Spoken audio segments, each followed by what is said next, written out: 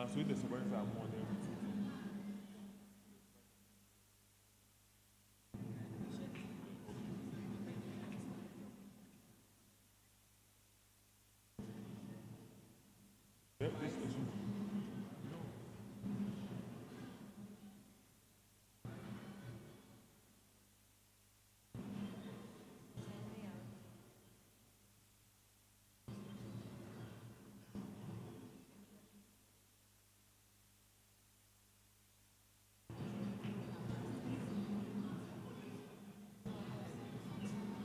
I see.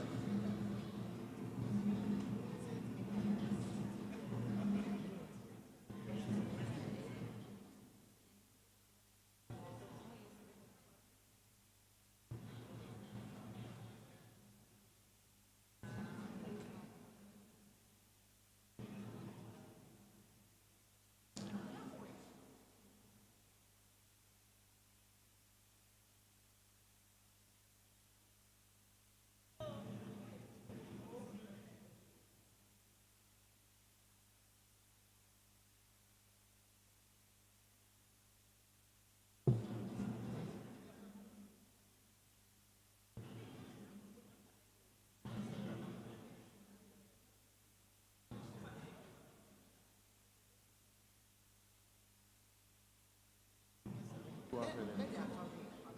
Let me ask them where they put.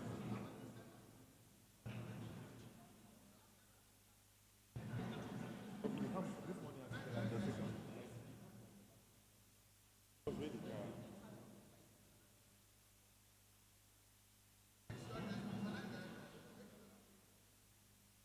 I thought we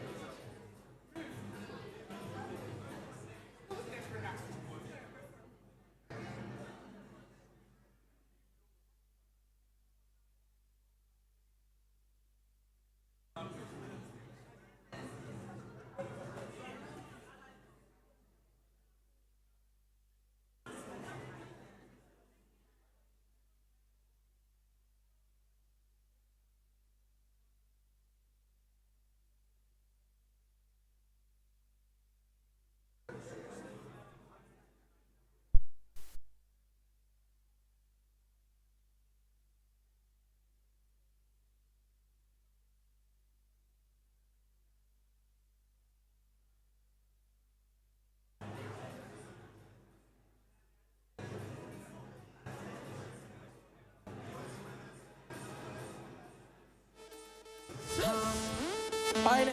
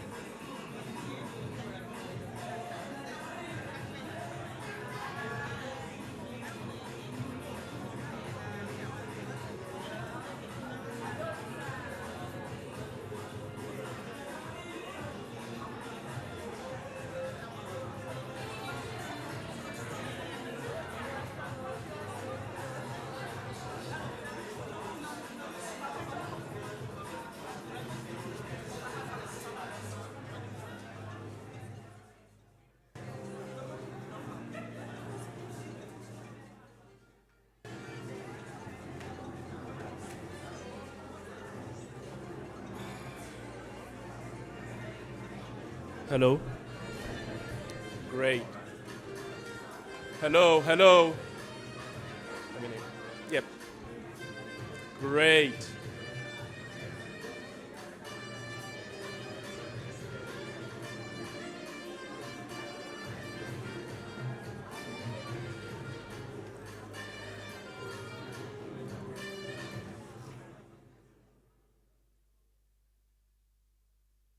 Hello, everyone. Good morning. Hi, everyone, and good morning. What a pleasure it is to see you all seated in here. Yes, we advertised the 9 o'clock start time, and as people committed to what time really stands for, we want to let you know that it's 9 o'clock and we are ready to start. All those of us who are out of the auditorium, we kindly ask of you to get seated so that we start officially. There are so many dignitaries on my list now. If I don't start introducing you now, that alone may take 1 hour of our time. And so even before we start officially, I would start introducing some of the very, very important people, VVIPs, that we have in our midst. And so, yes, as we start getting seated, I want to assure you that in the next 5 to 10 minutes, our program will start officially. A few ground rules or a few bits of information that must interest you. The washrooms are outside of this auditorium. The female washroom is to my right. That when you are getting out, it's to your right. The reason for this is that the women are always right. And so we thought we should put the washroom on the right. Well, the men, we are not always right, so we are on the other side. Okay, so while you are seated here, all of you, it is to your right.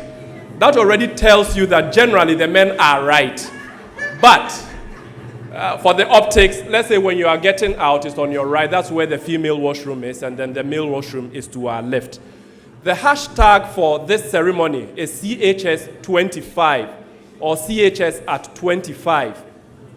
It will be great to let the rest of the world know what is happening here. And so please, if you can, take some pictures, write some posts, put it out there and use the hashtag CHS25 or CHS at 25. We want to be trending. There's a saying that if a tree falls in the forest and no one hears it, does it make a sound? Maybe it does, but somebody must report it. So let's report what's happening here with the hashtag CHS25 or CHS at 25. Can you go ahead and do that right now? Write a post, say a comment, take a picture, share it on your social media, and say CHS 25 or CHS at 25. In a very short while, our program will start officially. And so please stay relaxed. Invite your friends who are out of the auditorium to get seated as we all prepare to start our program. Thank you for your time, and I'll be back in the next 5 to 10 minutes. Thank you. Control room, you can give us some soft music. Thank you very much.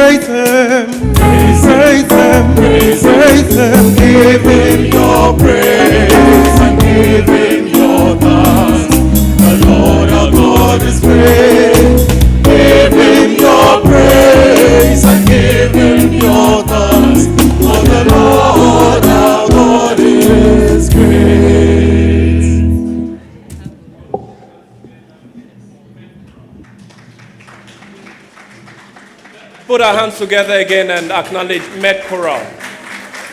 Here at the College of Health Sciences, we do more than just medicines. We also know how to sing to bring healing. Med Choral for you again. So ladies and gentlemen, distinguished guests, colleagues, friends, welcome to a morning where we don't just mark time, we want to mark transformation. We are not here just to commemorate 25 years. We want to chart a path for the next 25. We have a remarkable theme, a thought-provoking one that says, reclaiming the narrative on Black personality, emphasizing the humanness of the Black person with woolly hair. The irony is not lost on me. I'm a bald-headed man emceeing this program. But if anybody should tell you, that is living proof that diversity is not just what is on your hair, but what is inside it as well. Let's sit, relax, and enjoy a beautiful program this morning. Let's commit this program into the hands of the Almighty. And we have the pleasure of inviting Professor Kennedy Edem Kukuya of the Department of Medical Pharmacology to give us the opening prayer. Please put your hands together and welcome him. Shall we pray? Father, in the mighty name of Jesus, we thank you for this 25 years. 25 years of success, impact, excellence. Father, we cannot talk about these 25 years without acknowledging your hand that has made it possible. We acknowledge the fact that the next 25 years, the next 50 years, will be far more impactful, far more successful. And it is with this confidence that we commit this program into your hands. Lord, have your way. Make it successful. And at the end, we give you glory and honor. In Jesus' name, amen. Professor Edem Kukuya, please let's put our hands together again for him. I mentioned before the official start that we have a lot of dignitaries in our midst, and we will keep introducing them as we go along. But before we do anything, it's important we welcome you.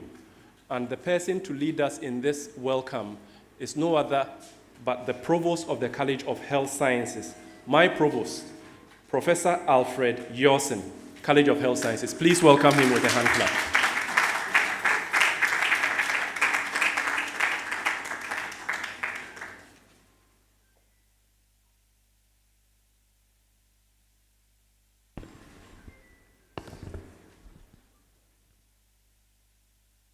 The Vice Chancellor, Pro-Vice Chancellors, if they are here already, Madam Registrar, Provost and Deans, representative of the Ministry of Health and Education, Director General, Ghana Health Service, or his representative, members of Parliament or their reps if around, esteemed traditional rulers, I know they will be here. Then our guest speaker, Managing Director, EcoBank Ghana, and also the Chair of the College of Health Sciences Advisory Board, members of the University Community, present, past executive of the university, our partners and stakeholders, the media, ladies and gentlemen. I am most delighted to have all of us gathered here for the launching of the 25th anniversary of the College of Health Sciences, University of Ghana. 25 years in the life of any institution or organization is such a milestone worth celebrating, mainly because usually we have many of the founding fathers or pioneers still around. As we do today, we have some of them around. And these personalities could be genuinely celebrated and would enjoy the beauty of the fruit they so labored for. We pay glowing tribute to our forebears who nurtured the idea of the creation of a college, the College of Health Sciences, who faced many challenges from within and without, greatly due to the presence of already existing strong schools and an institute, very independent at the time. However, the tenacity and perseverance of these pioneers have brought us thus far. The first provost, Emeritus Professor Reverend Andrew Seth Aite, the first Deputy Provost, Professor Simon Naida, and the first College Registrar, Mr. M.F. Ribeiro, by grace, are all still around. We profoundly appreciate all the past provosts, deputy provosts, registrars, many of whom we recently met and fraternized with at the college. The college, established in 2000, following the approval of the University Council on the 11th of December 1999, our college therefore holds the enviable position of being the oldest of the 4 collegiate units in the university. Thank you. We are indeed proud to be the premier college in the premier university of our beloved nation. The many lessons learned from the formation of the first college undoubtedly provided guidance for the establishment of other colleges and eventually the adoption of the collegiate system by the University of Ghana. Indeed, history certainly provides a window through which the future could be seen. As a college, we have written up this history in a book edited by Emeritus Professor C.M.B. Tego, a former provost and a former vice-chancellor of the university, as a memorial and a lesson to be learned by many. The College of Health Sciences has exemplified excellence and a pioneering spirit since its inception. Over the quarter century that we have existed, our journey has been driven by collective dedication, unwavering resolve, and the resilience of every individual and partner who has contributed to the shared success. Our college is an intricate medley of 6 health training institutions, 1 research institute, and 2 specialized centers, spread across 2 vibrant campuses, the Kolebu campus and the main Legon campus. The Kolebu campus hosts 3 of these schools, as well as the college administration block. There are 3 more schools on the main university campus, our eminent institute of research, that's Noguchi, and 2 eminent centers, one of which we are here in, and the other in the School of Public Health. We are here to admire the complexities that reflect our diverse experiences, even through the geographical distribution of our schools. So we are celebrating 25 years of innovation, resourcefulness, and excellence, exemplified by each of the constituent schools and units, transforming lives through excellence in education, research, and healthcare. The college, I must say, has made great strides, achieved amazing goals, and enjoyed tremendous support from the university community and the university leadership, also from faculty, from staff, from students and alumni and partners. Over these years, this vision that was nurtured at the turn of the century has blossomed into tangible impact, graduating skilled clinicians, pioneering researchers, policy makers and influencers, and community advocates whose work resonates across Ghana and beyond. While our journey has encountered challenges, each obstacle has catalyzed growth, and each triumph has deepened our resolve. We have expanded academic programs to meet emerging health needs and expanded our infrastructure. I must say we still have a long way to go in expanding our infrastructure, but over the years we have done so much and engaged in innovative research that addresses urgent health issues nationally and globally. So we extend our deepest appreciation to you all for being here and for all those whose passion, professionalism, and resilience have been the backbone of our success. Especially to our students, you are the heart of this institution. Your achievements are our pride, and your future promises limitless possibilities. To our alumni, your accomplishments echo the quality of education and mentorship that the college imbued in you whilst you were here with us.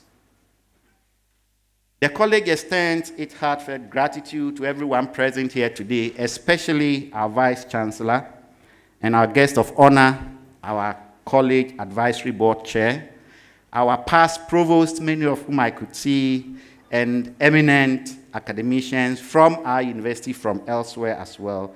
We are very happy to have you here. To all those who are far and near, who have journeyed with us, partners, benefactors, community members, and all who uphold our vision, your unwavering support and collaboration have been instrumental.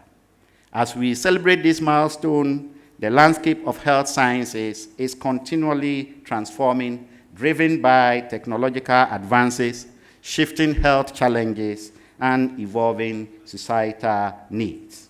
Our college, therefore, must continue to be proactive, innovative, and visionary, propelling us to remain at the forefront of education and research.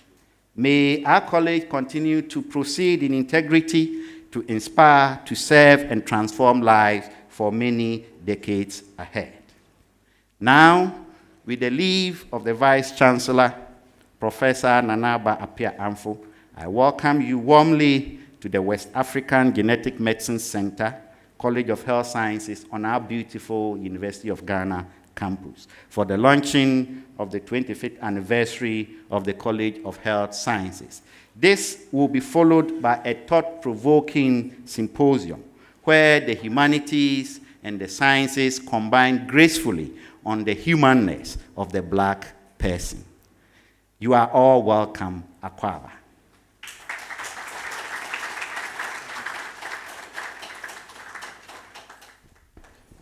Ladies and gentlemen, my provost, the provost of the College of Health Sciences, Professor Alfred Yorson. Put your hands together again for him.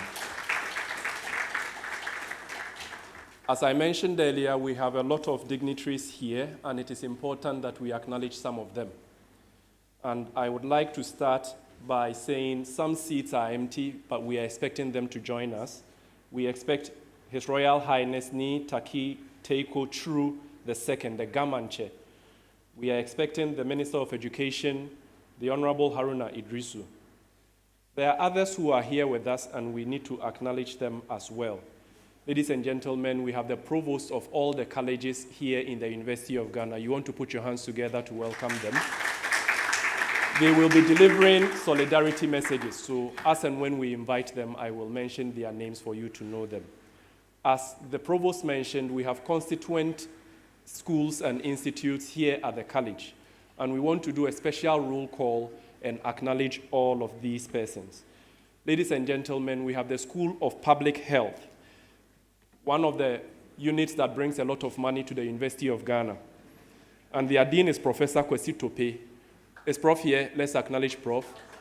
So Prof is outside, but we have members from SPH here. Could you please stand and be acknowledged? School of Public Health. Don't worry, they are presenting a lot of their proposals to bring more money. And so you will see them very soon. We have the Dean of the School of Pharmacy, Professor, I hear the Reverend comes before the Professor, the heavenly one before the earthly one. Reverend Professor Isaac Asiedu Jeche, who is my Dean, the Dean of the School of Pharmacy. And we also have members of the School of Pharmacy here with us. Could you please be upstanding as we recognize you? School of Pharmacy. Thank you so much for being here. We also have the School of Nursing and Midwifery, which is led by Professor Florence Nab. Could we please recognize Professor Florence Nab?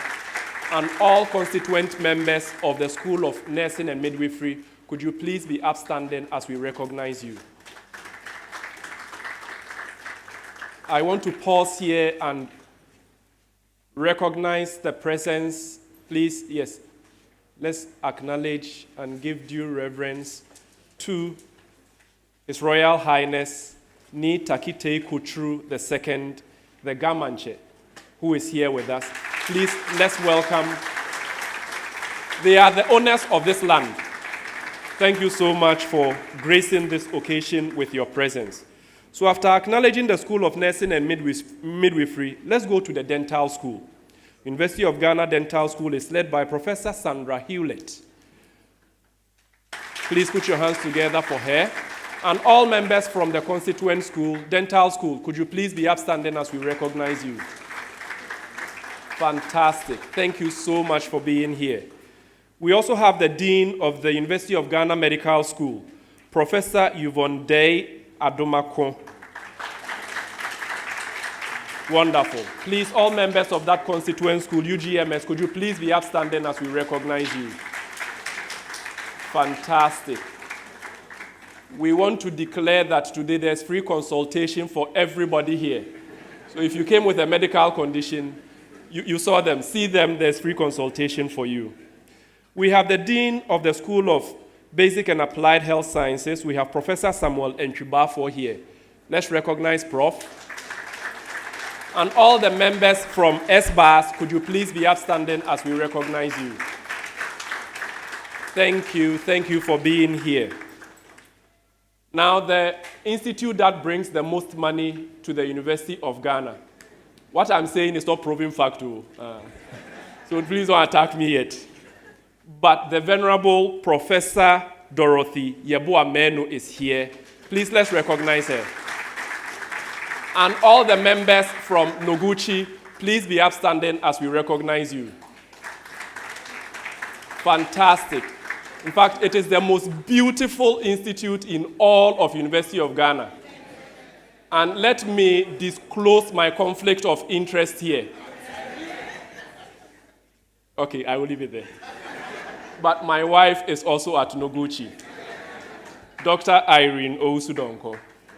Oh, please put your hands together for Noguchi. They have given me a good wife, okay? Wonderful. We also have the director of WAGMC, the hall in which we are seated today. We have Professor Solomon Akwa. Is Prof around? Okay, Prof will join us very soon. But all those here at WAGMC, could you please be upstanding as we recognize you? They are our house owners, so thank you. Thank you for giving us this beautiful space to have this program. We also have the Director of GeoHealth, Professor Julius Fobil, the immediate past Provost of the College of Health. Prof, could you please be upstanding as we recognize you? Please put your hands together for Prof. And all members from the Constituent Center, could you please be upstanding as we recognize you? GeoHealth.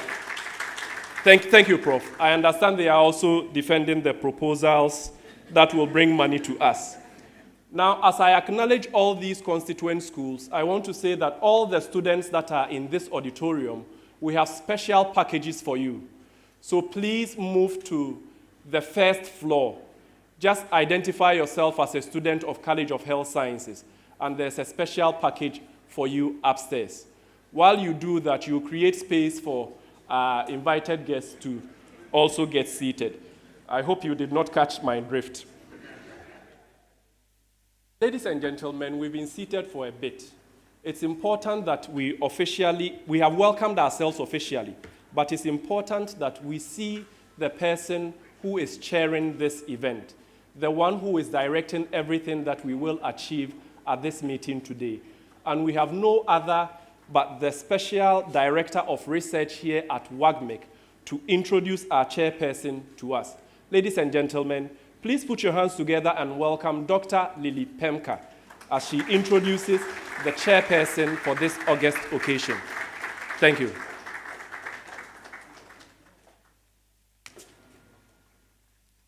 Thank you very much.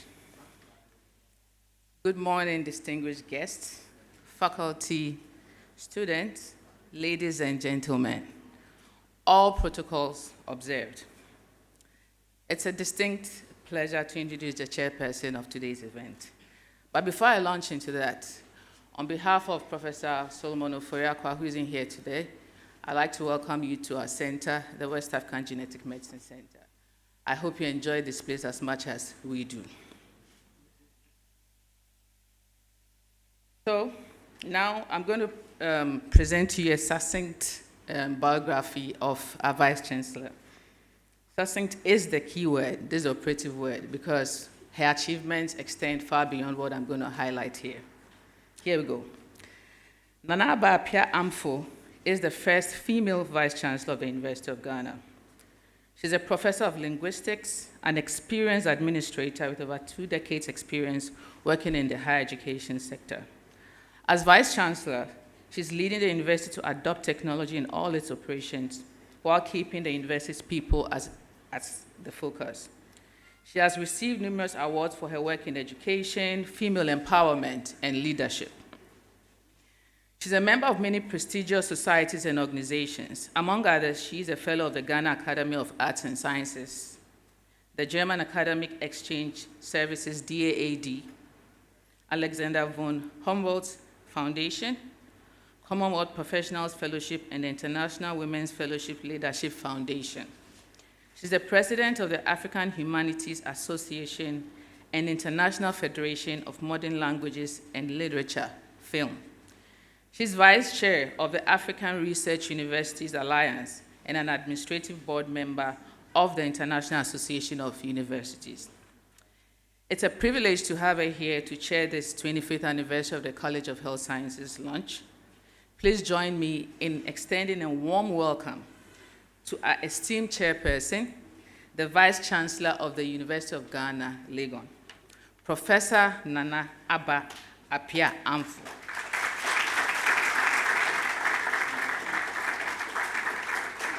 Professor, Chairperson, your audience awaits.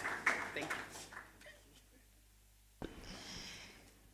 Thank you, Lily. What she didn't add was that she's my niece. I'd like to recognize our very specially invited guests who are here. If we have representatives from the Ministries of Education and Health, and also the Ghana Health Service.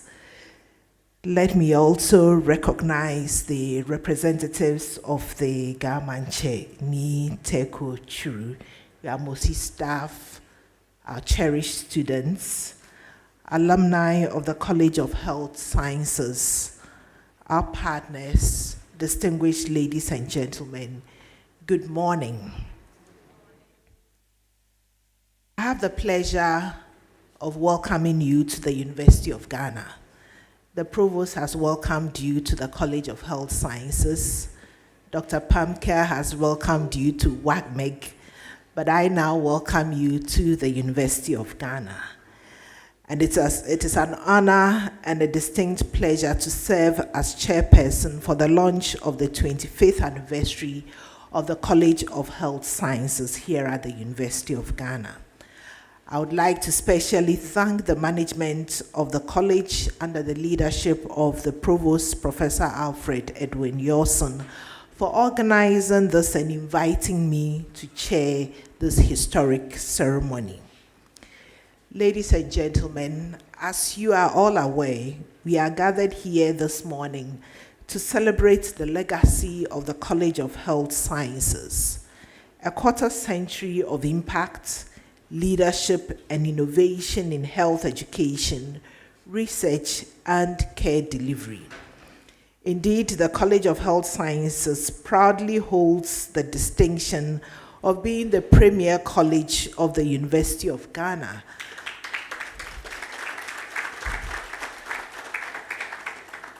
Having been established in 2000, 14 years before the full adoption of the collegiate system by the university.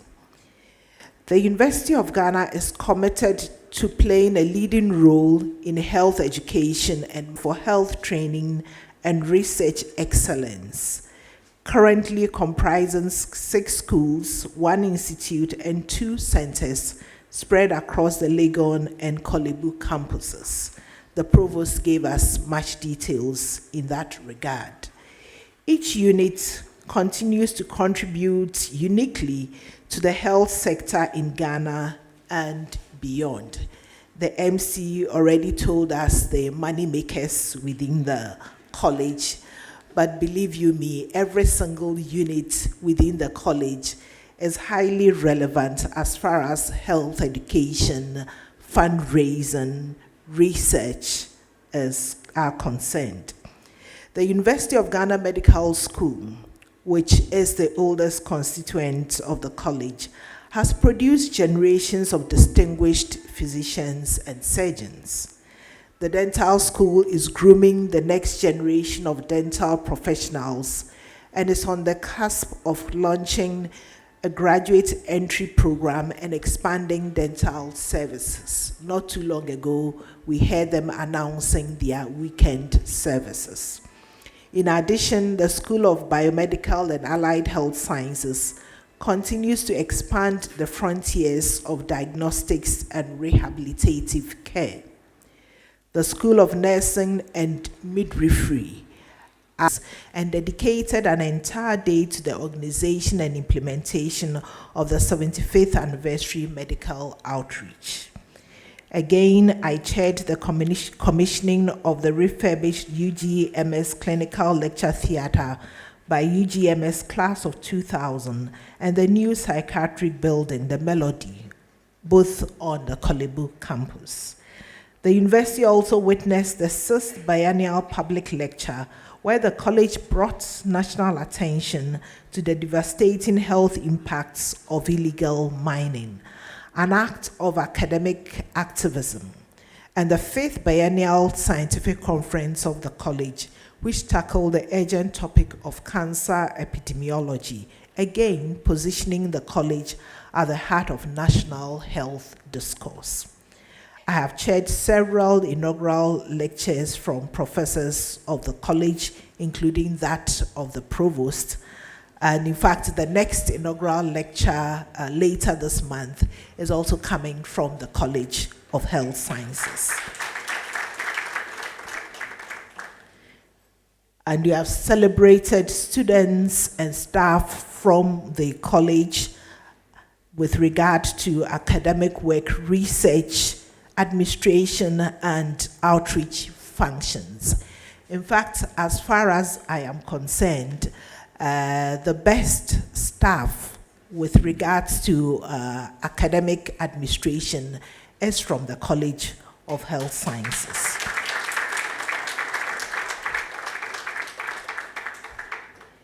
In addition, I have participated in major partnership and MOU signing agreements between the college and external stakeholders.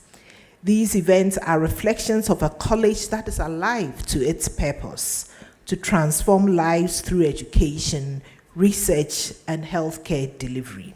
The theme of this anniversary, transforming lives through excellence in education, research, and healthcare, is both fitting and forward-looking.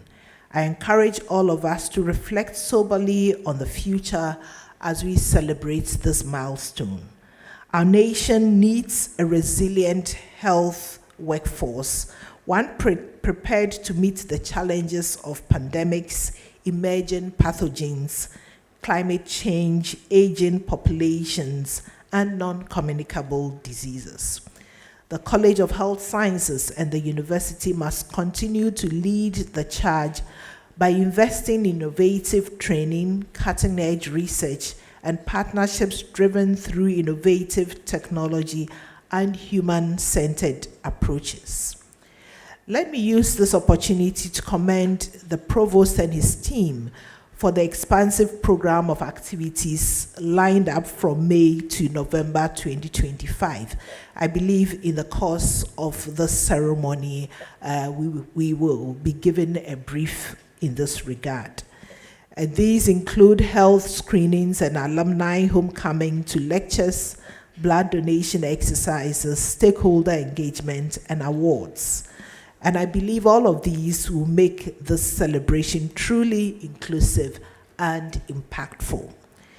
I wish to invite all stakeholders, particularly the media, corporates, bodies, alumni, and development partners to come on board. Let us support the college not just in celebrating the past, but also in shaping the future. As Vice Chancellor, I reaffirm my deep commitment to supporting the growth and visibility of the college in accordance with our strategic plan. On this note, I wish all the students, faculty, staff, and alumni, as well as partners of the College of Health Sciences, to continue to reach for the stars. The next 25 years must be defined not just by excellence, but also by leadership, not just by achievement, but also by impact. Congratulations on your silver jubilee. May the next chapter be even more glorious. Thank you.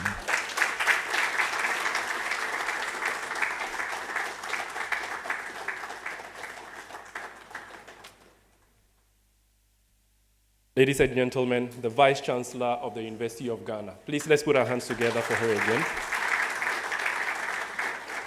And she challenges us that our next 25 years must see us lead and must see us give impact. Let's commit ourselves to these challenges and actually go over them in the next 25 years. Please put your hands together again for the Vice Chancellor of the University of Ghana. I mentioned already that we have the Gamanche, who is supposed to be here, and then the La chief also. They have their representatives here, and it's important we recognize them. We have His Royal Highness Ni Ahininonu III, the Paramount Chief of Abola and Chief Advisor to the Gamanche. Nana, we welcome you. We also have Na Shika Mframa I of Abola. You want to recognize her as well. We have Na Abba Ashawa. My guy is a little some way, so. Also of Abola V8. It's Abola. You see, that already tells you. The guy is a little some way. And then Reverend Eric Odoi, the PRO of the Gamanche. Please, let's put our hands together and welcome them. We also have in our midst leadership of the university or the other senior management of the university. We have the registrar herself, Madam Emilia Eje-Mensah, here with us. Please recognize, thank you very much for being here. We have the Director of Public Affairs, Dr. Eliezer Ameya-Obronya. Every day is Christmas when it comes to the University of Ghana. We have the Director of Academic Affairs, Madam Lydia Anowa, seated here with us as well. We have the CEO of UGMC, Dr. Abdul Samed Tanko, who is here with us. Thank you. They are our next door neighbors. Thank you so much. And we like using that side of the road too, so please keep it open for us. We have Professor Titus Kofi Bayo, the board chairman of Kolebu Teaching Hospital. Honorable Alfred Okovandapoy will be joining us shortly. We have Honorable Kwabena Minta Akando of the Minister of Health, who will be joining us shortly as well. We also have Dr. Koku Awono Williams of the Ministry of Health, as well as Collins Boatin Ejenim, representing the Director of the Ghana Health Service. Doc, I know you are here. Yes. Let's put our hands together for him. We have Professor Samuel Kaba Akoria, the Director General. He's on his way as well. Dr. Mrs. Caroline Emisa, Deputy Director General. And then, like I mentioned, the La Manche would be here, His Excellency Amake Amatifiu, who will be joining us very soon. I need to also give special mention to the gentleman on my right, providing excellent sign language services for our audience online and in person here. Let's put our hands together for Mr. Emmanuel Setse. Beautiful job every day with him. Thank you so much for helping us with today's transmission. Oh, he spoke. He said thank you. Now, we are going to have a special delivery. It's spoken word by Miss Michelle Utia Entry. Sit, relax, and soak it in.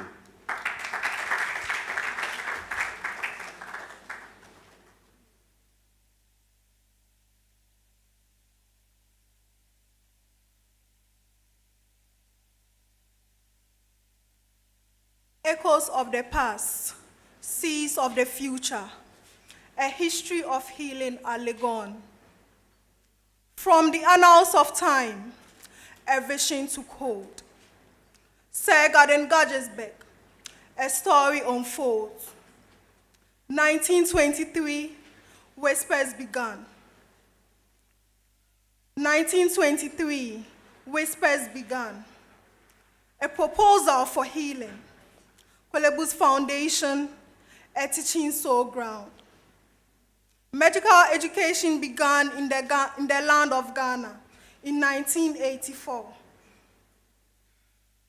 Pakuha and Dr. Richard Cross, with purpose so true, secured a vital funding to help break dreams true. 1965, a landmark received. The University of Ghana embraced destiny. 51 students, a pioneering start. Homegrown physicians playing a crucial part. Challenges emerged, like shadows so deep. Economic downturn, a progress to keep. Staffing shortages, resources so lean, but resilience and aid help bridge the unseen. British Council supports a lifeline so strong, restoring balance where they truly belong. Yet, the path wasn't straight. Detours arose, American models considered, as history shows. But a Ghanaian spirit began to ignite, a need for their own, burning ever so bright. The 1960s stirred a pivotal time for a medical genesis in its glorious time. Expansion unfolded with steady increase. More students arriving, bringing inner peace. Dentistry is done, a parallel stride. With Manchester's guidance, their futures allied. Socio-economic hurdles, a temporary delay, but their spirit endured, lightening a brighter day. From time's deep well, a 1993 vision began, sparked by Prof. Echampon, the 5th Dean of the Medical School. Health United, a Dean's bold dream, a college to rise, passed to Prof. S.K. Owusu, through winding halls it went. Debated, refined, medicine joined the name. Voices converged, public health research, nurses' aim, allied health promise then began to gleam. The college concept, a unifying thread, breaking down silos, knowledge widespread, interdisciplinary learning, a powerful act, where collaboration blossoms, right from the start. A shared infrastructure, efficiencies gain, a stronger foundation, weathering every pain. The 1980s, a period of strain, economic pressures, causing academic pain. But lessons were learned, adaptations were made, sensitization grew, and no longer afraid. Logical opinions began to take hold. The collegiate structure, a story to be told. Preliminary discussions, the idea took flight, disseminated widely, buried in wisdom's light. Enthusiasm surged, a contagious desire. The Ghanaian Medical School, reaching ever higher. Objectives were drafted with foresight and care. A vision for healing beyond all comparison. From Gadgesbeck's vision to Nkrumah's embrace, through trials and triumphs, they found their rightful place. The College of Health Sciences, a history defined, located in the heart of Ghana for all humankind.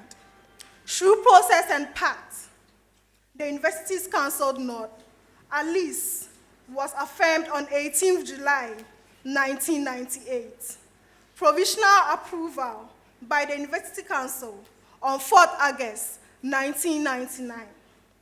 A day for the vision to begin. The College of Health Sciences was born with elevation and upgrading of the Department of Nursing and Public Health School, emerging into schools, and the Noguchi Memorial Institute for Medical Research was given faculty status. On 10th December 1999, in a letter dated 17th December, on 10th December 1999, the University Council approved the establishment of College of Health Sciences. The decision conveyed in a letter dated 17th December 1999 saw the conception of the College of Health Sciences with 6 schools: University of Ghana Medical School, Noguchi Memorial Institute for Medical Research, School of Public Health, School of Nursing, and the newly established University of Ghana Dental School and School of Allied Health Science. The School of Pharmacy joined in 2007, and the West African Genetic Medicine Center in 2019. A college established to be headed by a provost, supported by the deans of the schools. A legacy to begin with the first provost, Reverend Prof. A.S. Aites Elimite, then Prof. C.M.B. Togo's guiding tact, through Prof. Aaron Lawson's steady hand, and Prof. Yao Tete's focused aim. Reverend Prof. Patrick F. Ayekumi's vision bright, to Prof. Julius N. Fobo's respected name. And 25 years on, Prof. Alfred Edwin Fifi Johnson continues the legacy, celebrating 25 years of transforming life through excellence. The kidney diseases, so you are welcome. As we said, we are starting from today, and we'll celebrate our activities and also our achievements and the way forward from now up to November this year. And we have planned so much that we want to invite each and every one of you to join us in November, which I promise you to be very, very spectacular. So kindly put it on your calendar so that you join us in November, a very big one to welcome you all. So this is what we want to do, and we'll showcase you. We have a lot of activities, and they are all earmarked to bring our, more or less our stakeholders, or the lovers of the College of Health Sciences, the university, and everybody to join us to be able to celebrate this in a grand way. So all these activities will be adored this morning as part of the program. So Madam Chair, we want to thank you for the opportunity on behalf of my co-chair, Dr. Josephine Che of the School of Nursing and Midwifery. Dr. Che, if you are around, so can you be upstairs? So we also appreciate you. Thank you so much. You sit at the back there. So Madam Chair, thank you very much for giving us opportunity to share what we have as a committee. We are so grateful.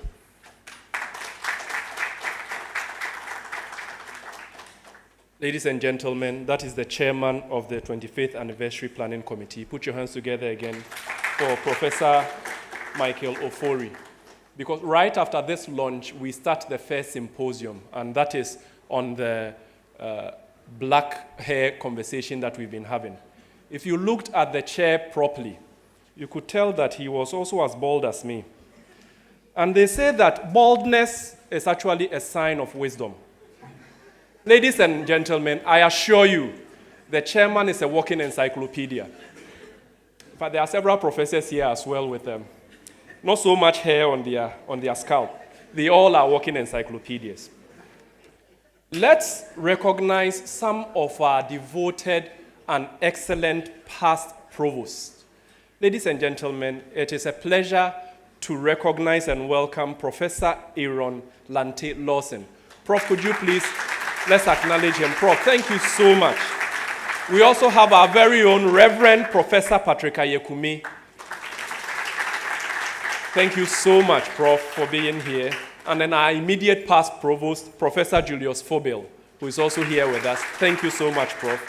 And then our past deputy provost is also here, Professor Andrew Anthony Ejay, the man from Polygon. Yes, thank you very much. We also have our immediate past college registrar, He left not long ago, but his heart is still connected to the College of Health Sciences. Mr. Michael Opari Etua is here with us. Fantastic. That man makes the college tick. He's been replaced by another excellent registrar. And ladies and gentlemen, we have Mr. Wolanyo Newton Tovinyo. He is here with us. Thank you so much, Mr. Tovinyo. We appreciate the work you do for us at the college. And the chair was saying to eat or not to eat. Do you want to eat after this lunch? Somebody must pay for it. The person helping us with our money is our own college finance officer, Mr. Bright Obenyeboa. The hand clap wasn't loud enough, so So I think we should have lunch after. We should have lunch after. Ladies and gentlemen, we have other colleges that are celebrating this day with us. And it is a pleasure to welcome them as they give their solidarity messages to us. We want to start off with the College of Education. And we have the Provost, Professor Samuel Ni Adikujo, who is here to deliver solidarity messages from the College of Education. Prof, you are welcome.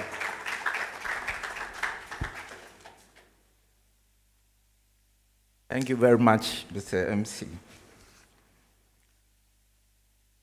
Madam Vice Chancellor, Provost of the College of Health Sciences, representatives of the government chair, distinguished ladies and gentlemen.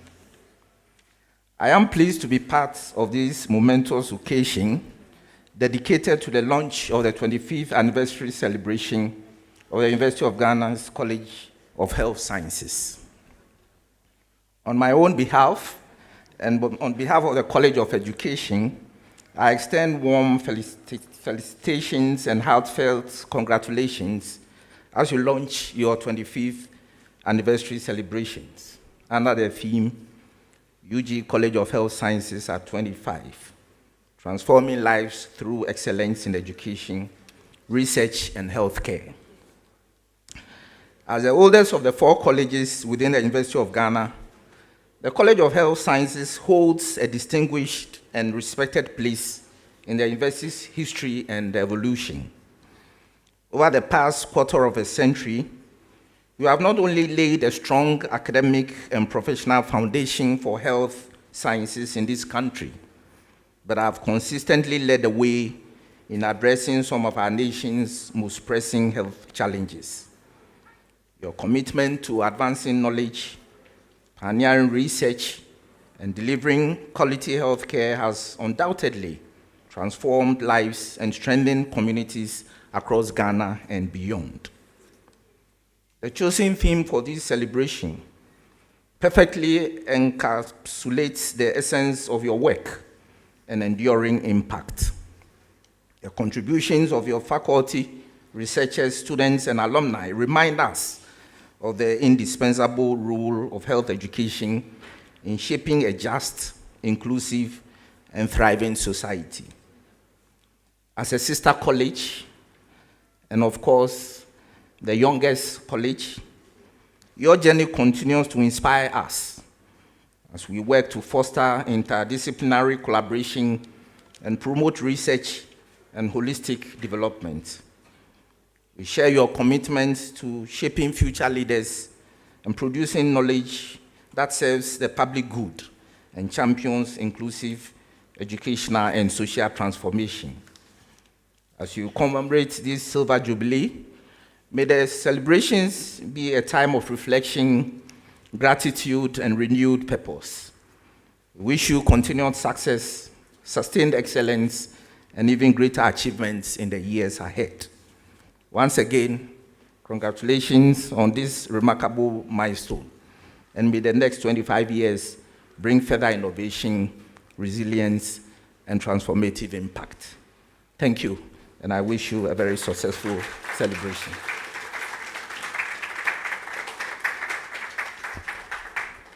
Ladies and gentlemen, another walking encyclopedia. Please put your hands together for Professor Samuel Ni Adikujo, Provost of the College of Education. In fact, he came here with his registrar, Mr. Joseph Odron Kansa, the registrar of the College of Education. Thank you for being here. The College of Humanities, Professor Yaro, is also to give us solidarity messages. He is engaged in a very important engagement. He is coming here in the afternoon when we have the symposium. And so when he comes, we will hear his solidarity messages as well.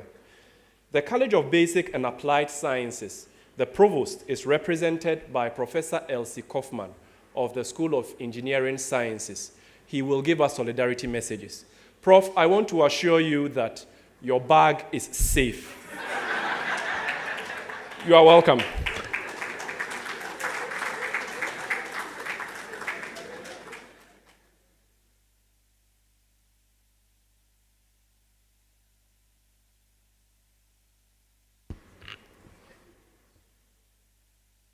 Professor, Chair, and Vice Chancellor, please permit me to stand on the existing protocol to address everyone here. Good morning, ladies and gentlemen. I bring you warm greetings from the College of Basic and Applied Sciences. I am here on behalf of my Provost, Professor Stando Mark Yidana. He would have loved to be here, but unfortunately, it happens to be one of those days where there are many conflicting demands on his time. Unfortunately, he can't be here, but he asked me to speak to all of you about the collaborations and the connections that we have as colleges. So, the College of Basic and Applied Sciences is committed to training and nurturing the next generation of scientists and engineers. In doing our work, we cannot do without you. We also appreciate that your work relies on the foundations that we lay. And so for the years of existence that you have been there, we may not have been organized as a college, but we have silently been supporting your work. We will continue to do that, and my provost would like to have you know that we are proud of the many achievements which we have heard outlined here. Well done, congratulations on 25 years of great success, and we look forward to many more years ahead filled with collaboration. We have been working together and we will continue working together with you. We look forward to even more synergy and more collaboration as we move ahead in the years. I am sorry, MC, if I am the only one here with hair.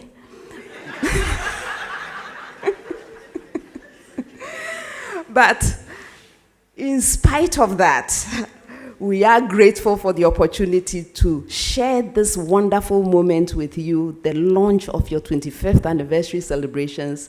We intend to participate fully in your celebrations, and we wish you well for the future. Congratulations, College of Health Sciences. Thank you very much.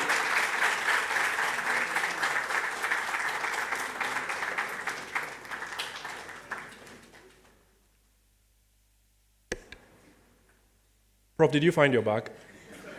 Oh, she did. Please put your hands together again. Professor Elsie Kaufman, representing the Provost of the College of Basic and Applied Sciences. Interestingly, she did not ask any question here, but she would know that this is the College of Health Sciences. We over every question. Problem of the day, true or false, so we will get everything right. Please put your hands together again, Prof. Kaufman. Thank you so much for being here. I think we've sat for a while. It's important that we have a health break. Don't you agree?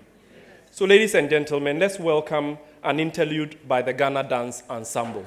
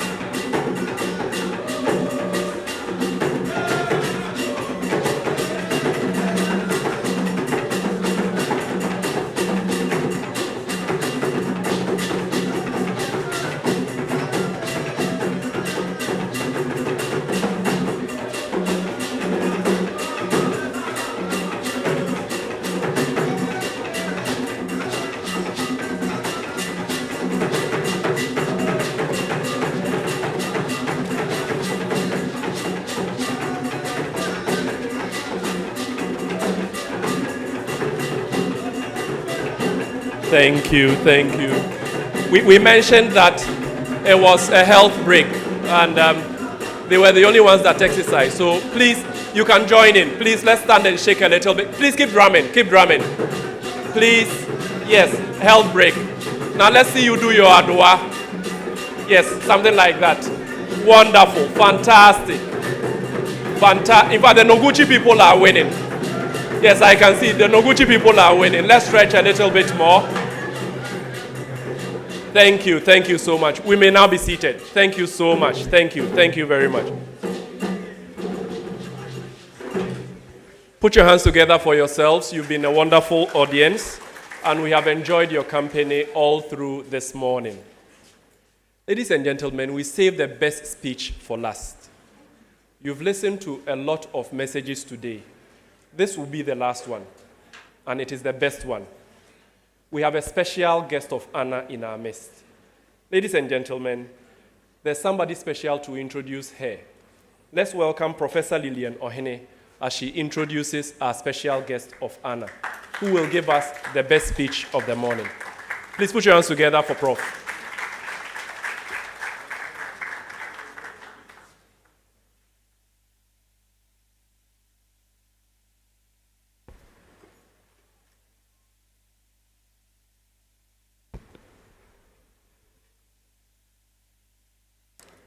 Madam Chair, Professor Vice Chancellor, College Provost, invited guests, permit me to stand on the existing protocol to introduce our special guests of honor.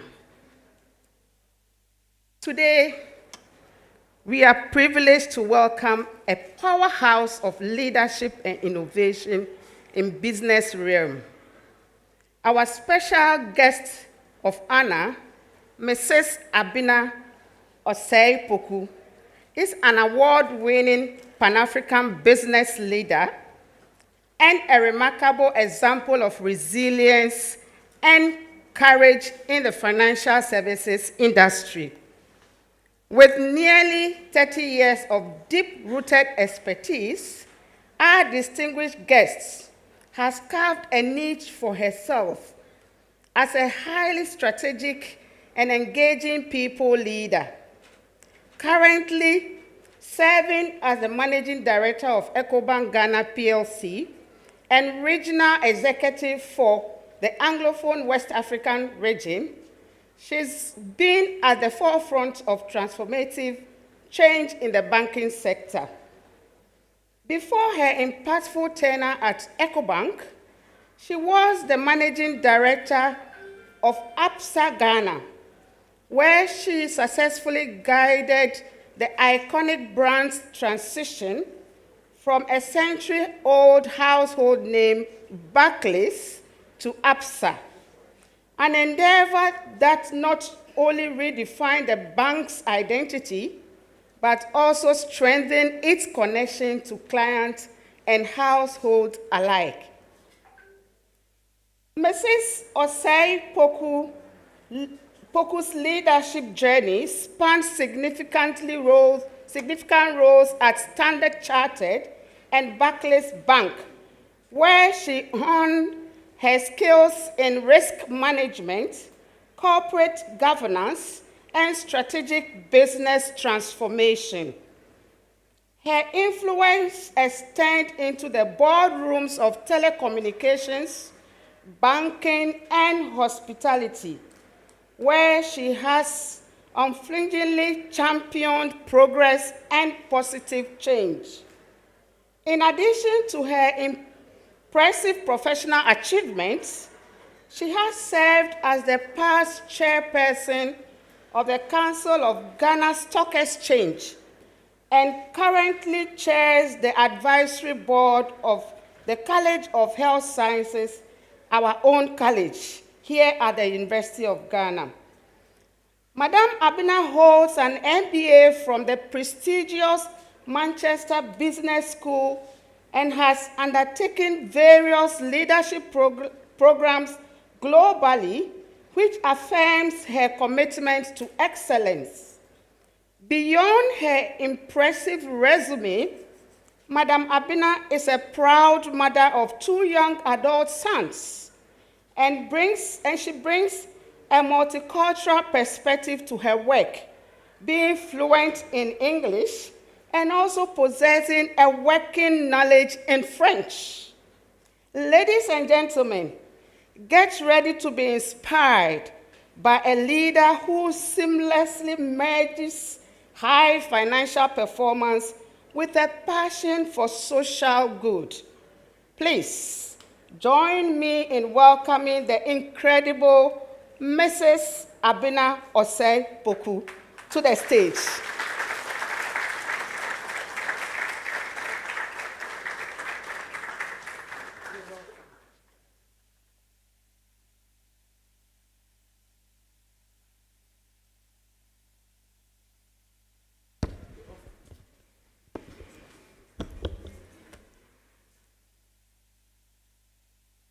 The Vice-Chancellor of the University of Ghana and Chairperson of this august occasion, Provost of the College of Health Sciences, the representatives of the Honorable Minister for Education and Honorable Minister of Health, Pro-Vice-Chancellors, the Registrar, other provosts here present, deans, directors, heads of department, traditional rulers, government officials present, representatives of partner institutions, faculty, staff, and members of convocation, past and present senior officers of the university, distinguished regulators and representatives of the health professional bodies here present, alumni and students, special invited guests, the press, ladies and gentlemen.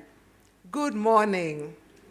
That was a mouthful, but I had to say all of that to make sure those who haven't been recognized are recognized.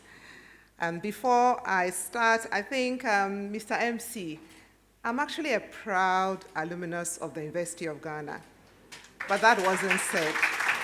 So I thought it was important that I start with that. Additionally, my mother was a nurse at the University of Ghana, so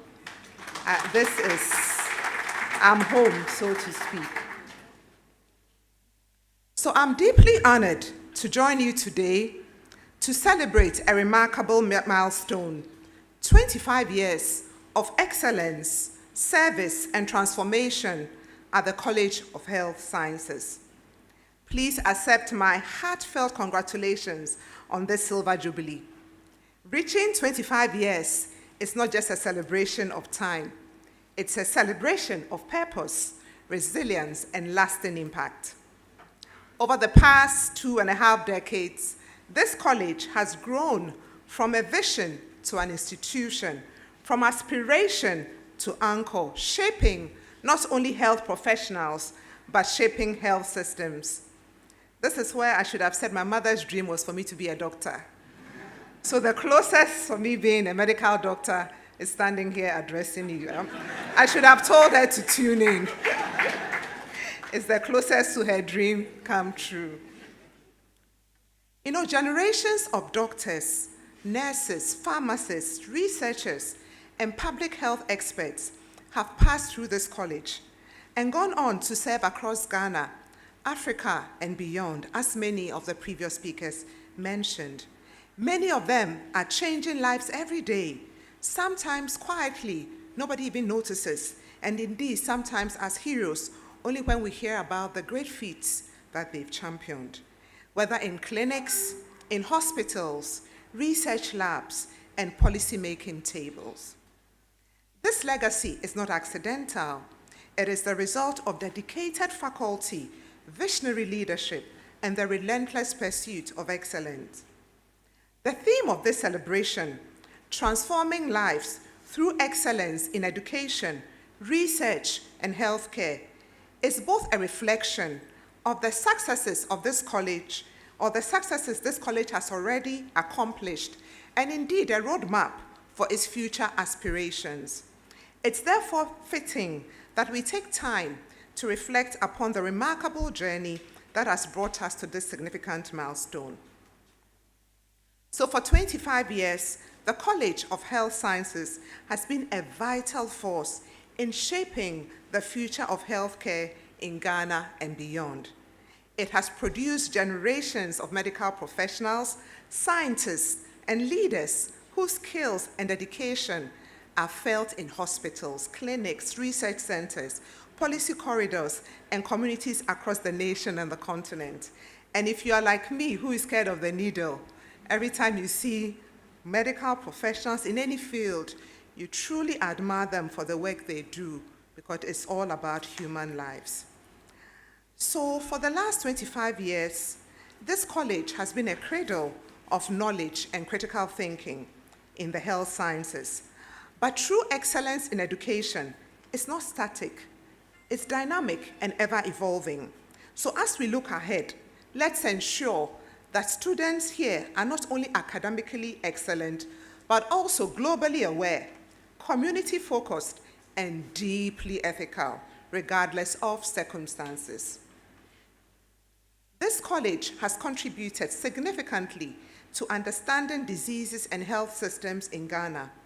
Going forward, let's aim even higher, strengthening research funding, interdisciplinary collaboration, which majority of the speakers have spoken about, and translating findings into policy and practice that ultimately improves lives.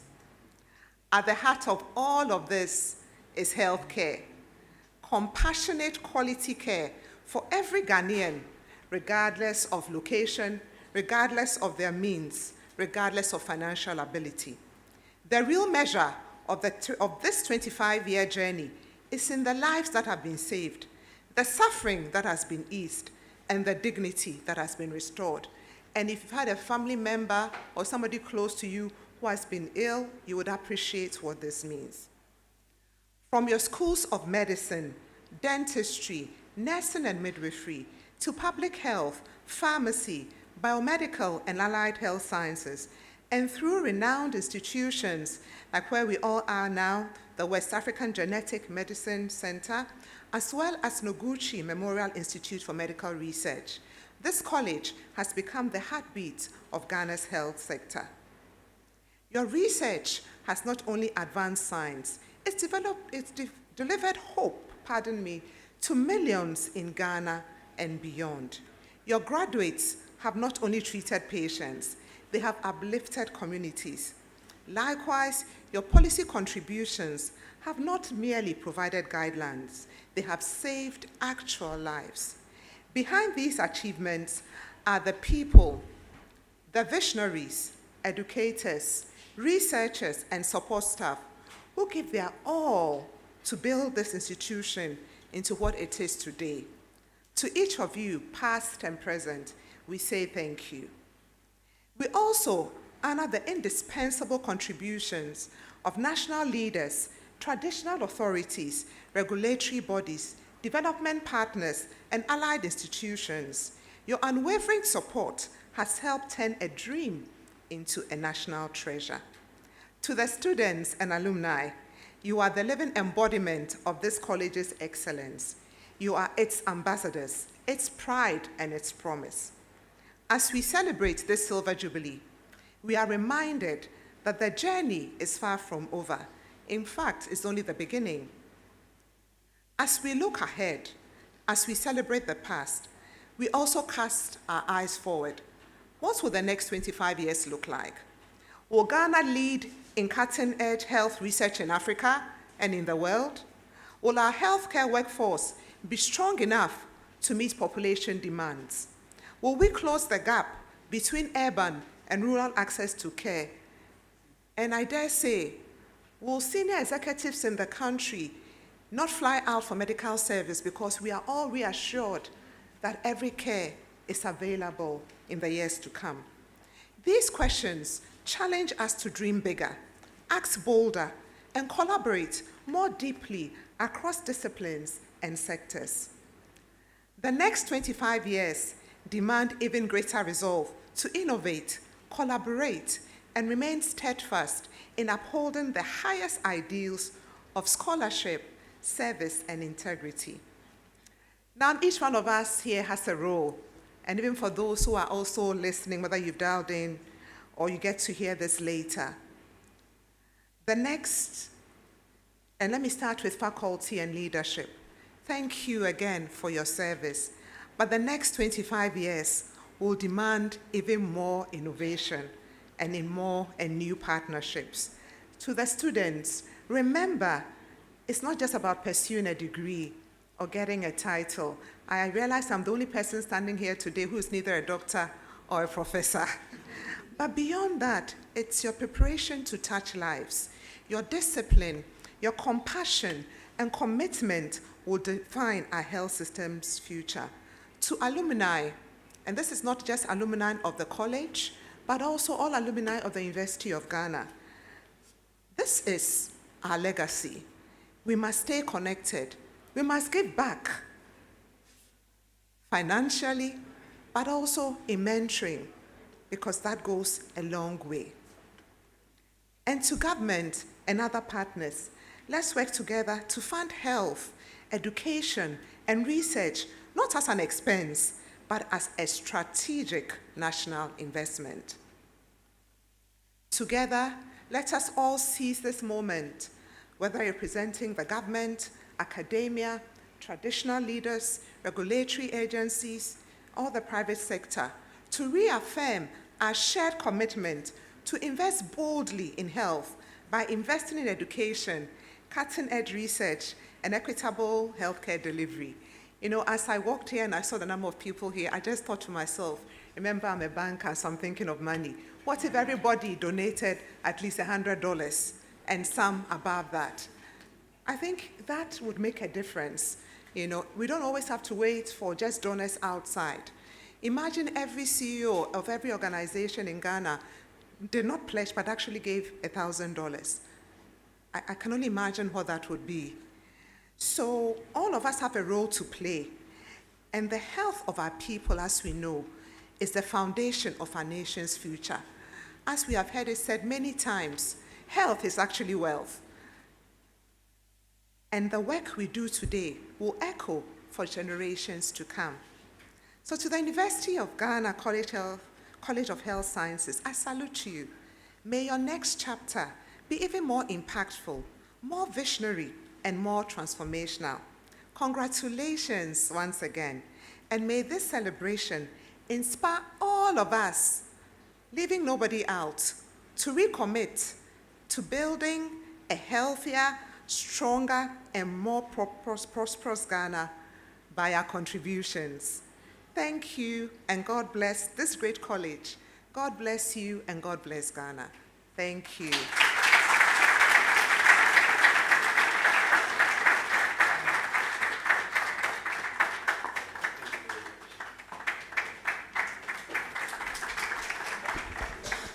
Ladies and gentlemen, the MD of EcoBank Ghana. Please put your hands together again for Mrs. Abna Osei Poku. Just so you know, if you are donating the $1,000, make sure nobody captures it on phone for social media. Otherwise, you may have to send an apology on X or some other spaces. But Madam, thank you so much for your speech. I want to say that, yes, as we train our students and they get out of here, they want to amplify the impact they can make. But usually you need money to be able to translate this. It would be nice to have the bank and finance spaces offer products that are comfortable enough for startups so that they would be able to grow this. I hear they do. The interest rates are often. But thank you very much for your commitment to us, and we appreciate this. Please, let's put our hands together again for our special guest of honor. If you look at your time, we have done well. We have made good on our time. In fact, where we are now, it should have been about 10:40 when we start this, and we are there. It's almost 10:45, and we are ready to unveil our 25th anniversary cloth and logo. So we have done well with our time. And it is because you've been a wonderful audience. Appreciate yourself for what you have done with us all through this morning. We've done so well.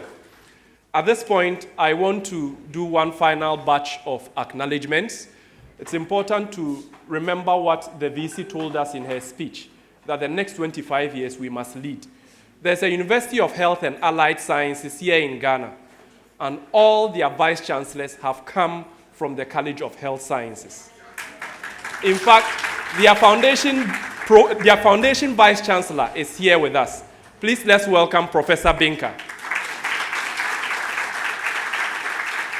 Professor John Japon is not here with us, and Professor Lydia Aziato was also expected. I understand she would join us as we go along. That is the impact 25 years has been able to do. We provide vice chancellors for other places. The next 25 years, we will provide vice chancellors for universities outside of Ghana. I may be one of them. All right. So as we take this interlude, I want to give us the order of this unveiling. We will have the vice chancellor leading us in doing this, and then she would be assisted by Provost, the Provost of the College of Health Sciences, the deans and directors. Earlier, I acknowledged the dean of my school, Reverend Professor Esiedu Jechi. He's here. Reverend, let's see you again. Wonderful. So Reverend will join them as well. We have the chairman of the Anniversary Planning Committee, Prof. Michael Ofori, here with us. Past Provost will also join us. And then our special guest, Mrs. Osei Poku, will also join us as we unveil our logo and our cloth. The control room will give us some music as we go along with this. I mentioned earlier that the hashtag for this event is CHS25 or CHS at 25. So please take as many pictures as you can, put them on your socials, and tag us. The hashtag again, CHS25 or CHS at 25. Thank you so much. So control room, as you give us this interlude, we want to welcome the Vice Chancellor of the University of Ghana, Professor Nana Abba Apia Amfo, who would be joined on, please the music, who would be joined on stage again by the Provost, Professor Alfred Edwin Yorsen, the deans and directors of the constituent schools and institutes, as well as centers of the College of Health Sciences. Yes. And then the chairman of the Anniversary Planning Committee. Please put your hands together as they come, as we also wait for our music. And then the special guest, Mrs. Osei Poku, to join us. We have confetti behind us, and so our ushers will join us as we pop these. Music, please.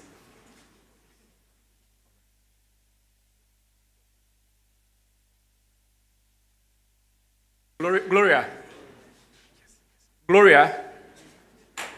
Okay, so now we have our traditional authority here, our traditional leader here. So the Honorable Ni,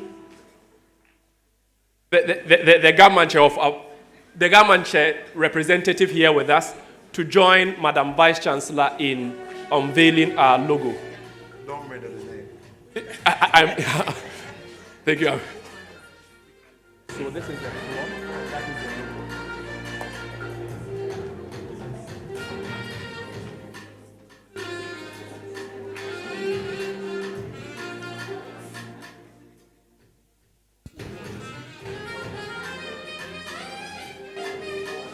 So the order is that we are starting with the logo. Oops. Take it easy. Take it easy. Okay. And so it is my pleasure, joined by all of these dignitaries, to unveil the logo for the 25th anniversary celebration of the College of Health Sciences.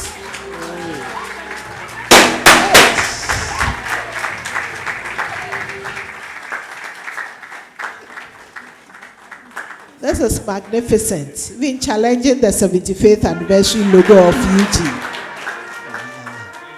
Congratulations. And then this is the cloth. Yes. Okay. Where's Gloria? Are we cutting or we are just putting? Oh, okay. Are we cutting or we are just putting? All right. So please, I need some help here. Yeah. All right. Abna, please join me. All right.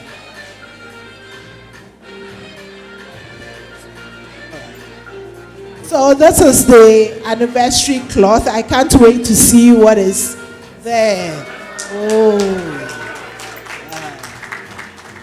fantastic. Okay. All right. Okay, so are there two varieties? Okay, so there are two varieties, as you can see.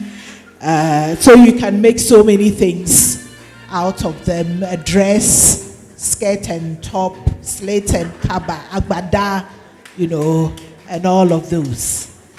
Congratulations. Congratulations. Thank you very much, ma'am.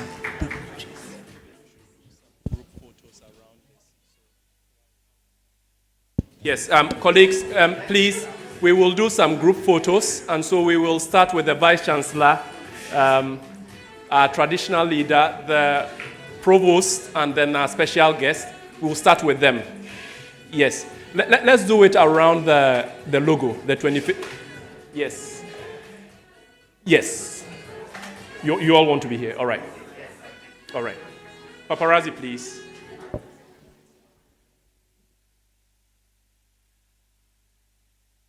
Please, our provost, our deans and directors should please join.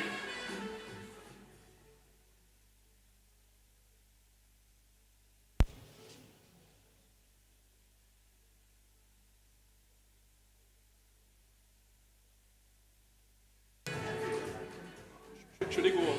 Should the light go off? Kindly turn off the projector for us for now. Projector off, please.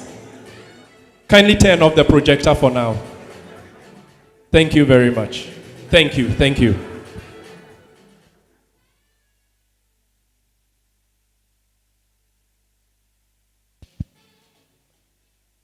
Please, all past provosts, thank you very much. All past provosts should please join the Vice Chancellor and our special guest, all past provosts of the College of Health Sciences.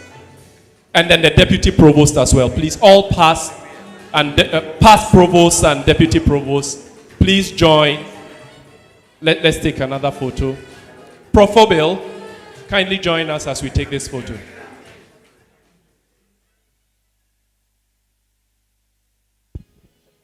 Prof. Fori, please join. Yes.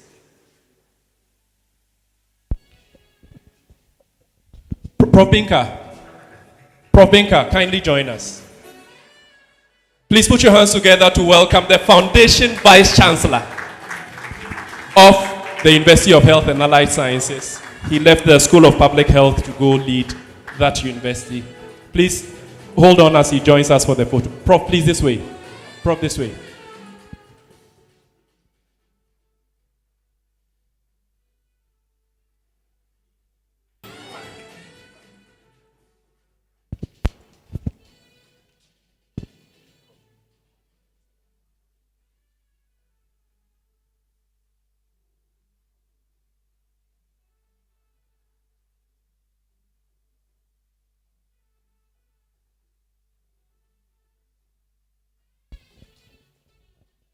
Thank you very much.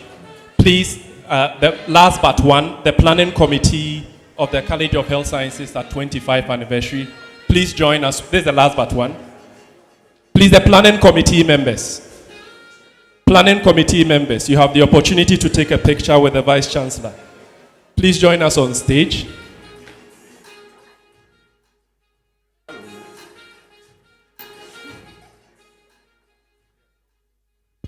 Professor Isabella Kwachi, we acknowledge you. We will call you up for a round of photos as well. Professor Isabella Kwachi of the Ghana Academy of Arts and Sciences. President of the, yeah, wonderful.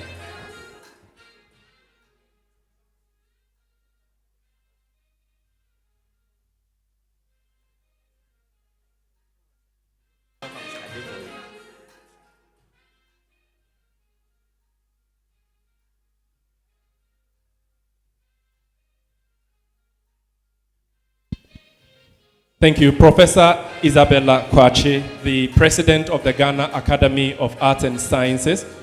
Please put your hands together as we welcome her.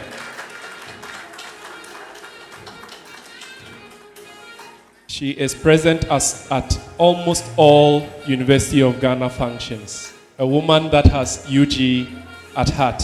Please put your hands together for her. A big woman indeed. Professor Kwache.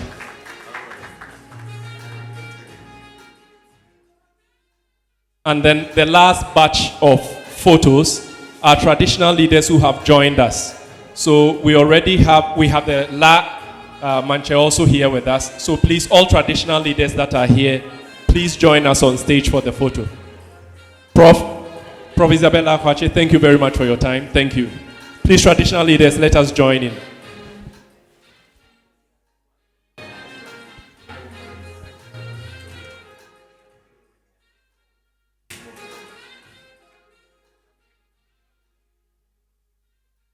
I think we should have some on the other side. Nice.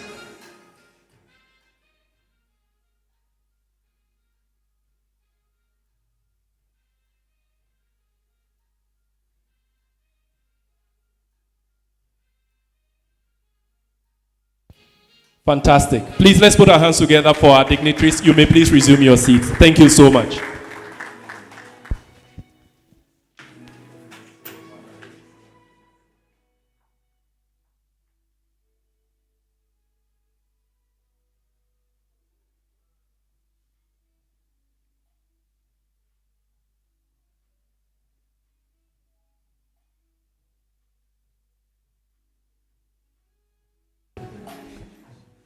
Ladies and gentlemen, we are about to end part one of this session.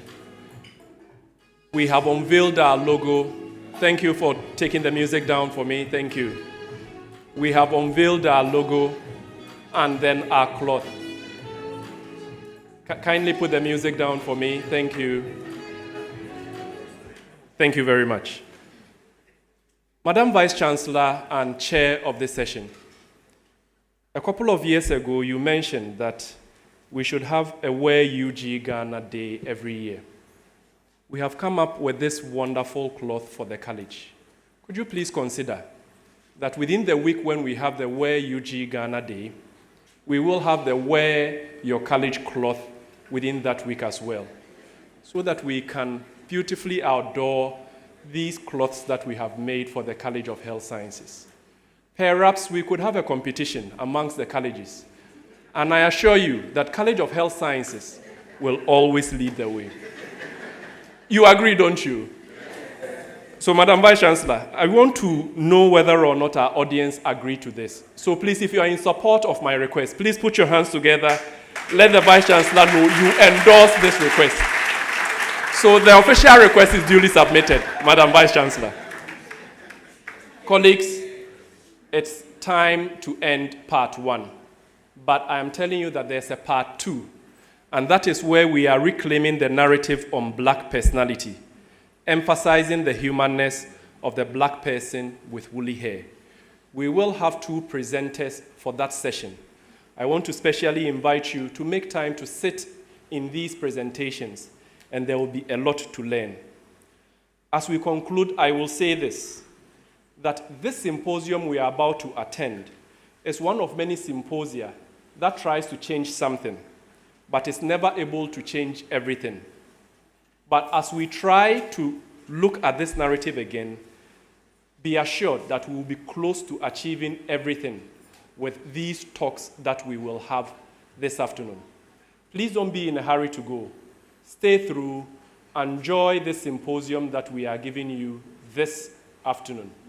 There will be other programs that will be coming up on the calendar for our anniversary celebration. I encourage you to fully participate in all that we do. And together, we will make the rest of the world know that indeed the College of Health Sciences is transforming lives through excellence in education, research, and healthcare. It's been a pleasure being here as your MC. I am Dr. Paul Owusu-Donkor of the University of Ghana School of Pharmacy. And interpretation, as I mentioned, has been done by my colleague Emmanuel from SETSE. Thank you very much for your audience, and we'll see you in the afternoon for the symposium. Thank you very much.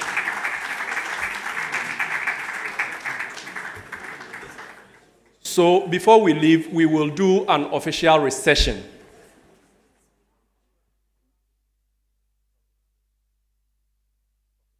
All right, so before we do the recession, we want to soothe ourselves with some good music from Med Choral. And I've been prompted to also acknowledge La Manche, so it's important I wait for the name so I don't murder it like I did with Gamanche's representative. Another correction I've been prompted to make.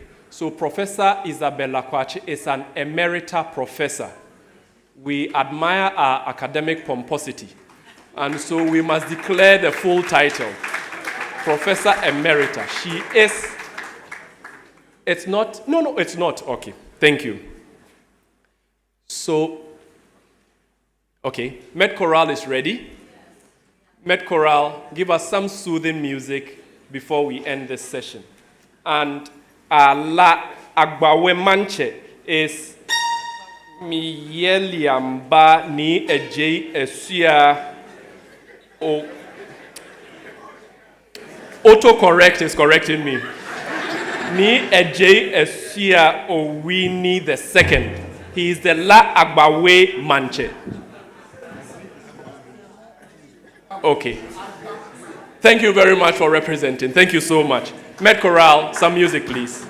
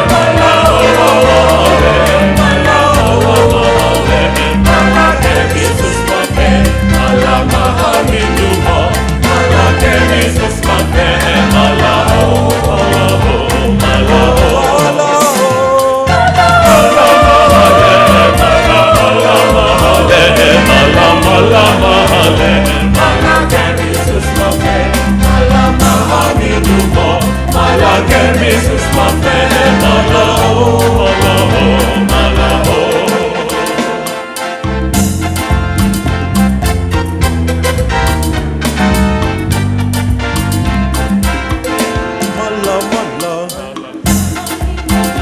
Malakemi susmafe malao, malao, malao, malao, malao, mahaminyumo. Malakemi susmafe malao, malao, malao.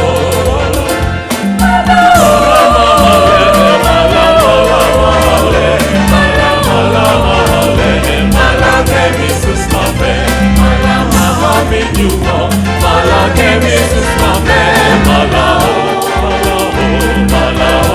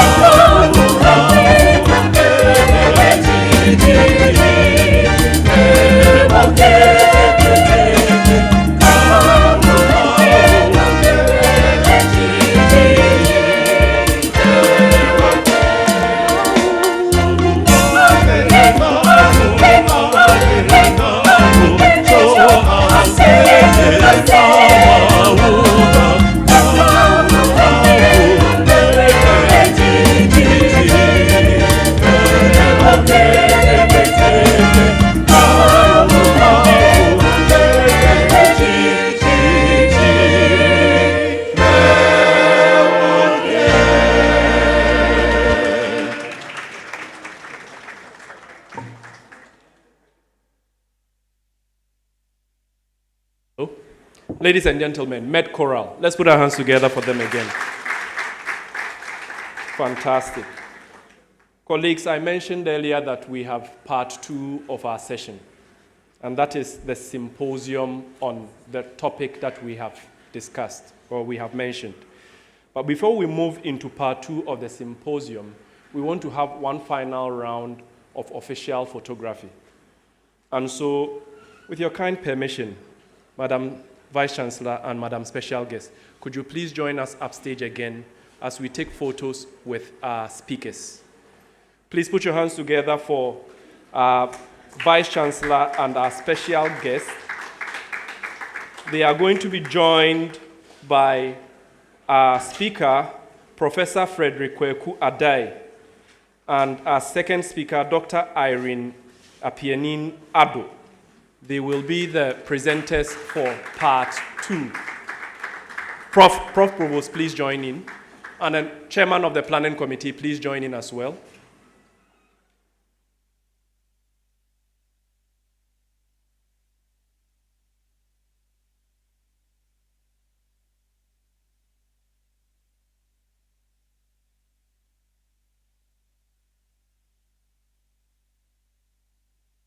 Thank you. Please, you may resume your seat. Please, let's put our hands together again for our dignitaries as they resume their seats. Now, I understand that our refreshment is on its way. It's been held up in traffic around the airport area. And so they tell me that, oh, so it's arrived. Fantastic. So we are able to break. So, colleagues, we will have a short break. 10 minutes of that break for our refreshment. Now, our dignitaries will be hosted at the boardroom of WAGMC, and the rest of us, we will have ours at the foyer. You don't like that description? Okay. And then our invited guests, our dignitaries, will be hosted at the boardroom, and the rest of us will have our refreshment at the foyer of this auditorium. So please, we have 10 minutes. We are back for part 2 of our symposium. So please, we may rise up now as we see of our dignitaries. I understand the boardroom is this way. For you know if you are a dignitary, and you know if you are the rest of us. So water should find its level now.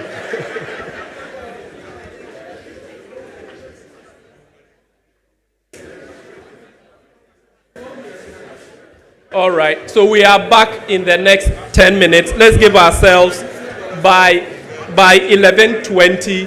Let's reconvene and have part 2 of the session. Thank you so much. Sorry. Kindly turn off this mic for me. Thank you.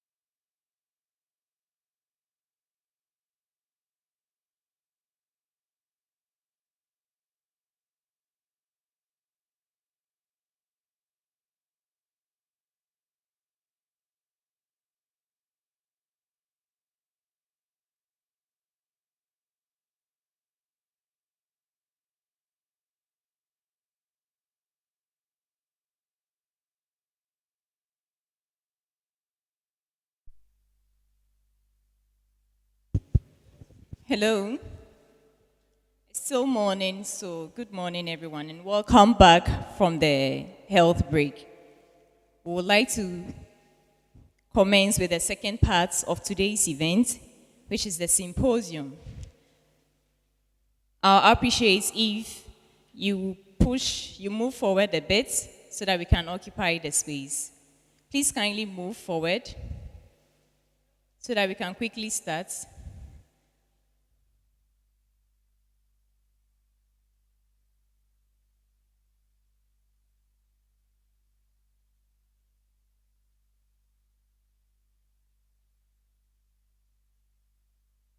Okay, thank you very much. My name is Gloria Ade, Assistant Registrar of the College of Health Sciences. We'll begin the symposium with an introduction of our first speaker, and this will be done by Reverend Professor Benjamin Ako Boham. Please let's give him a clap. Please, we can do better.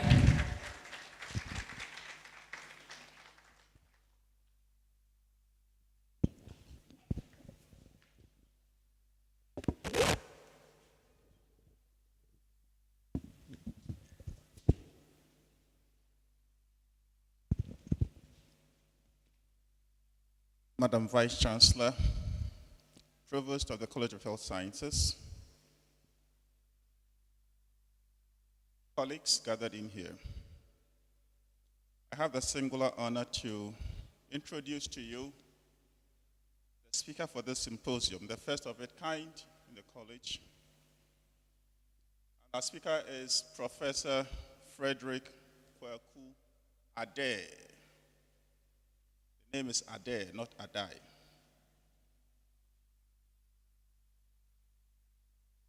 He is a distinguished academic of the University of Ghana Medical School, the nursing department, and he's been there since the year 1983.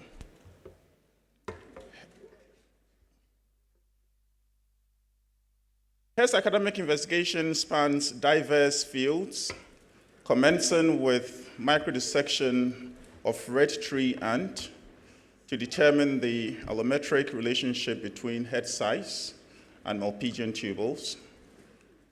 He, Professor Ade, has conducted research on topics including the human placenta, where he explored the mode of insertion of the umbilical cord and vessels, examining the association with maternal hemoglobin genotypes, neonatal factors, and placental component. His work contributes to understanding the structure and function of the placenta and diseases. Besides these, he has also worked on human anthropometry, experimental embryology, and microscopic anatomy of organs and experimentally induced disease conditions. He has contributed significantly to research on the effect of natural cocoa ingestion on vascular morphology, cardiovascular health, and its nutraceutical benefits. Professor Kwaku Ade has published many studies on the impact of cocoa on blood pressure, serum lipid levels, and its potential as anti-malarial prophylaxis. His research also provides a routine solution to a 128-year-old enigma of preserving the structural integrity of the eyeball during histological processing. I should say it. And this is work he made me do whilst I was his master's student in the year 2006 to 2009. He has done groundbreaking studies on the comparative morphology of the human hair, the orofacial canons and angles, as well as body shapes in indigenous Ghanaians. Professor Osodumja Mununkuma Ade has a dedication to science education and innovation. These are evident throughout his career, emphasizing the importance of translating scientific knowledge into technological advancements. His contributions have earned him recognition as a leading figure in anatomy and medical research. He is currently the president of the West African College of Morphologists, with membership from 8 different African nations. Professor Ade has garnered for himself international recognition for his groundbreaking research and contributions to medical science. His work on the nutraceutical benefits of cocoa, particularly its role in cardiovascular health and anti-malarial prophylaxis, has been widely cited and acknowledged globally. His dedication to advancing scientific knowledge and promoting the consumption of cocoa has enabled him to supervise over 40, dozens of MPhil and PhD students. And as I said, I'm one of them.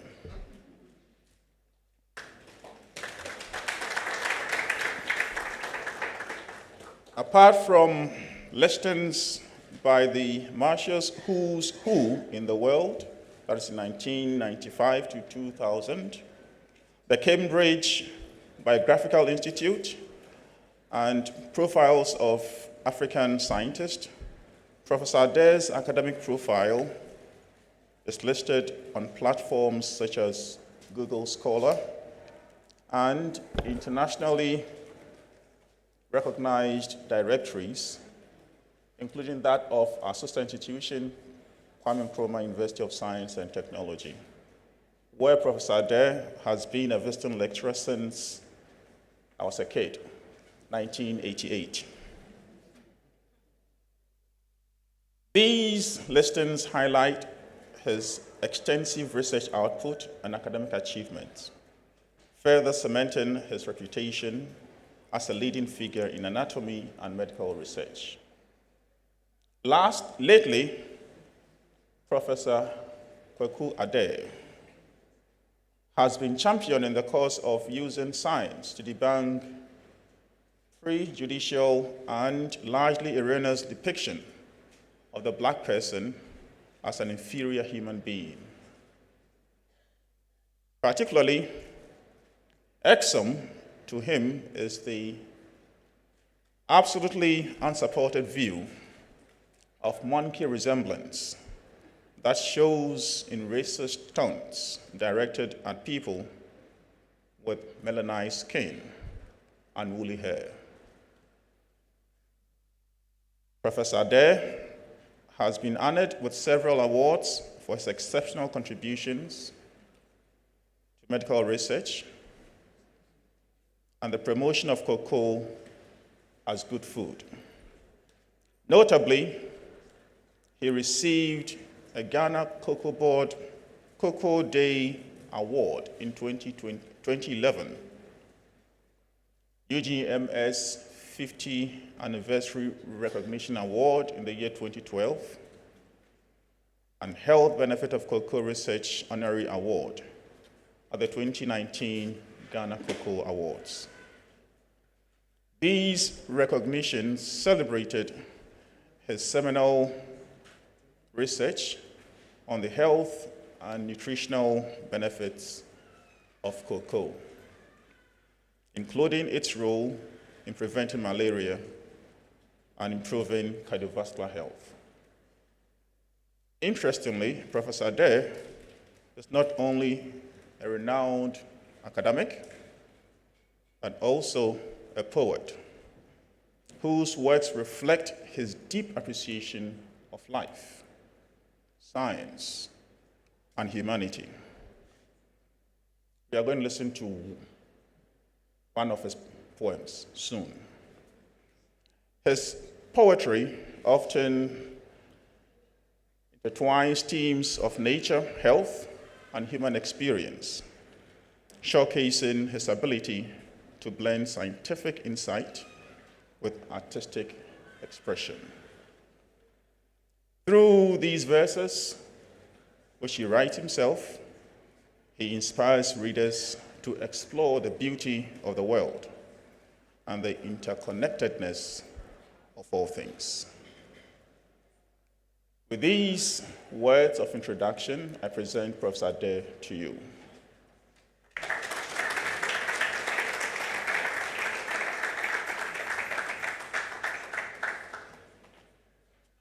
Very much, Reverend Akupoham. Please let's give it up for him again. Thank you so much.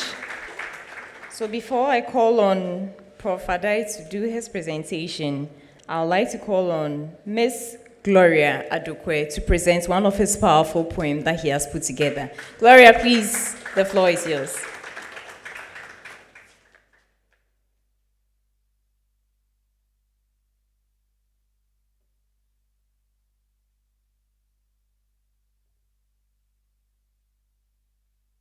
An ode to people with Eulotricus hair. Behold, the woolly crowns on our heads, a tapestry woven where history treads. Eulotricus, named by tongues of old, a beauty profound, yet stories untold. Misnamed, misunderstood, through eras long past, yet it stands resilient, a heritage vast. Kinky, naughty, and untamed, they called it. Oh, how they erred. A texture divine, supreme solar protection by the heavens confined. This afro-textured hair is a symbol, a whisper from the skies. It quells, it waves, and locks sing truth that never die. Mirror of the ancient of days, revered but ignorantly denigrated. A sacred hair, long persevered but little understood by its possessors. In rhythm and song, in drum beats we dance. A harmony bomb from ancestral trance, seen and unseen, realms intertwined. In the spiritual depth in our souls, confined. Eurocentric gazes may cast their disdain, but essence unbroken, we rise and remain, for beauty is boundless and not forged by their pain. It thrives in the heart and flows through melanized skin. Oh, blackness, resplendent, a legacy bold. For every feature, a story is retold. Family, spirit, and voices that sing, the essence of life, the unwavering spring. Now, let the fallacies crumpled, reclaiming the glory, the wealth, the dignity, with love, with words and arts. Now, let us celebrate the zilotocordal grace we bear. Thank you.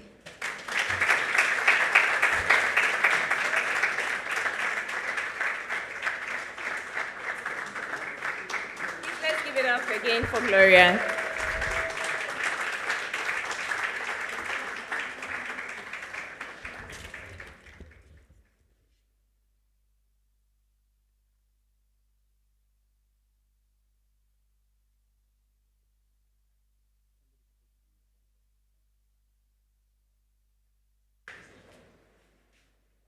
Madam Vice Chancellor, I take off my hat so people realize that I still have some hair. But also in recognition of the dignitaries here. So, with permission, Madam Vice Chancellor, I stand on all the previous protocols and say good morning. I get quite emotional with my poems. And Gloria did very well. She rendered it quite well. So for this presentation, I can assure you I'm going to intermix this with a number of antics, mainly to show that I believe very strongly that as Africans, as black people, melanized skin with woolly hair, we don't segregate our lives. You see, this function, we have songs, we have poems, and that is how we live.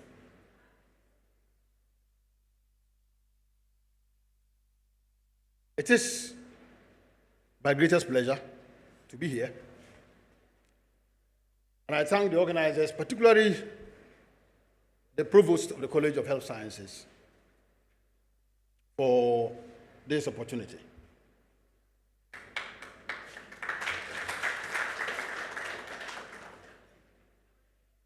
I believe that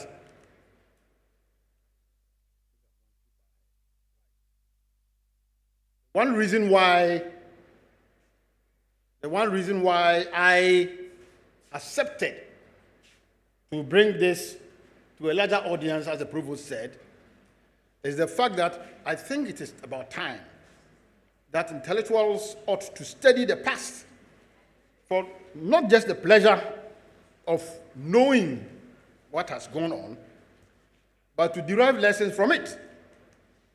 And this is by Sheikh Anta Diop, one chap who apparently has also caught a bug and is championing the cause of people with melanized skin and woolly hair.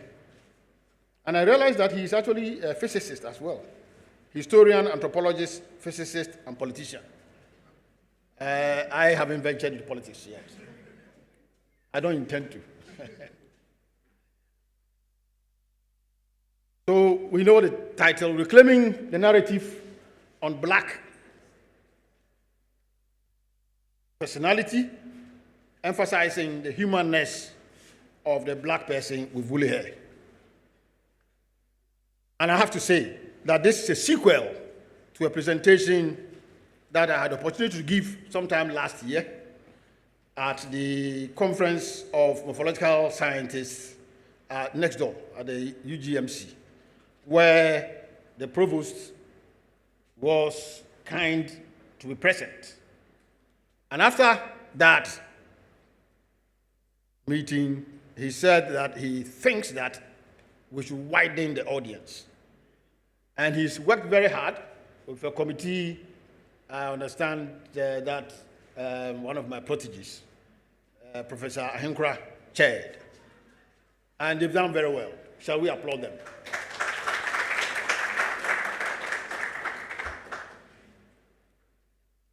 So by way of outline, I'll make some preliminary comments, including what I've already done. And because the theme for this celebration involves research, I want to present the fact that sometimes, especially those of us in the sciences and health, when we talk about research, we don't realize that literature research is also research. And for this sort of topic, we need to dig deep into literature. And for the years that I've been working on this, especially in the last 6 months, I've found that there is so much available. We have no excuse remaining uninformed. So I'll give the bibliography first, although usually we give it at the last. And then I will go through debunking some historical fallacies. And I'll start with some of these devices are not meant for retired hands.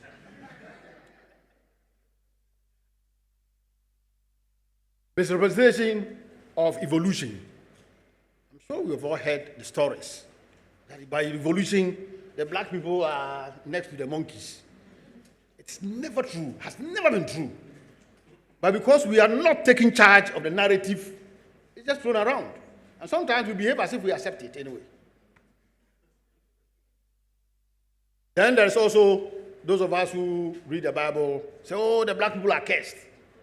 That Ham was cursed. So every black person is cursed. That's why they are messing up. It is also not true.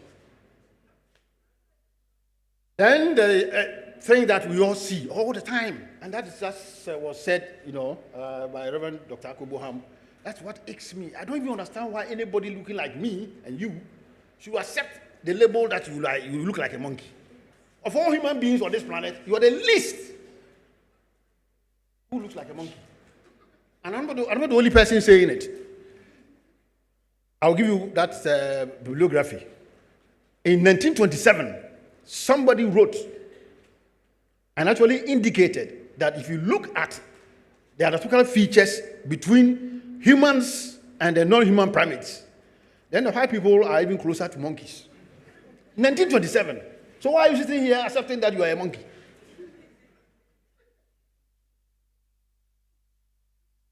Then there's also the aspect that, well, even if they are humans, they are still not quite up there, mentally and cerebrally, to use an anatomical term, they are not up to it. Again, this has been debunked, and quite frankly, by very erudite writings, and Professor Provost, that also challenges me. After all this, I think we'll have to find a team that puts something into writing. Document this, because it's good presenting like this, but it has to be something that's irreferable, because otherwise we'll say it, we'll be happy, we'll go away, and somebody else will come and say all sorts of things, and we'll agree. There's also the indictment that, well, when the white people came, they didn't see us well organized. Our ancestors lacked social organization before contact with foreigners, mainly the Asians, the Arabs, and the Europeans. Again, this is not true, but somehow we've changed our educational system so much that the history that some of us learned, Africa before, AD, whatever it is, and, the old Ghana Empire, you'll be surprised. The things I learned about even the old Ghana Empire by which we are named.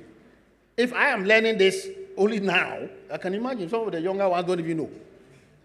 But we need to do this, We have very well organized systems. Why we've messed up is probably because we haven't even learned how they were and what went wrong. Then there's also that aspect that, well, when they came, our people, our ancestors didn't have any religion. They didn't have any religious leader. And they didn't have any doctrine. I am old enough to have seen my great-grandfathers, both maternal and paternal. And I can tell you that even though none of them, as far as I know, ever mentioned the name Jesus, but they were the most spiritual people that I had ever known. Very spiritual. Spirituality is not religion. And religion is not spirituality. I want to, bring that up.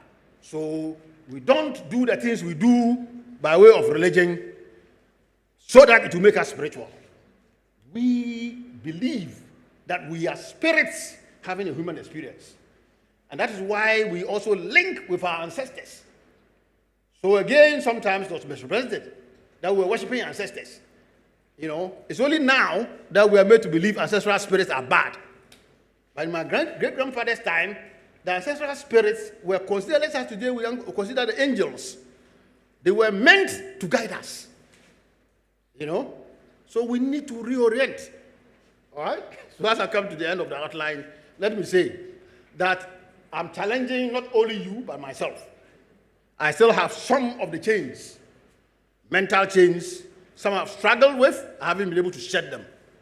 So, in the words of my favorite reggae singer, I'm going to be like an iron, like a lion in Zion.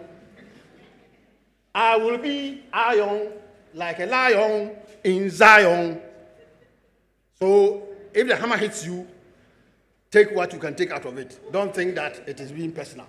We all need to reorient. I almost said amen.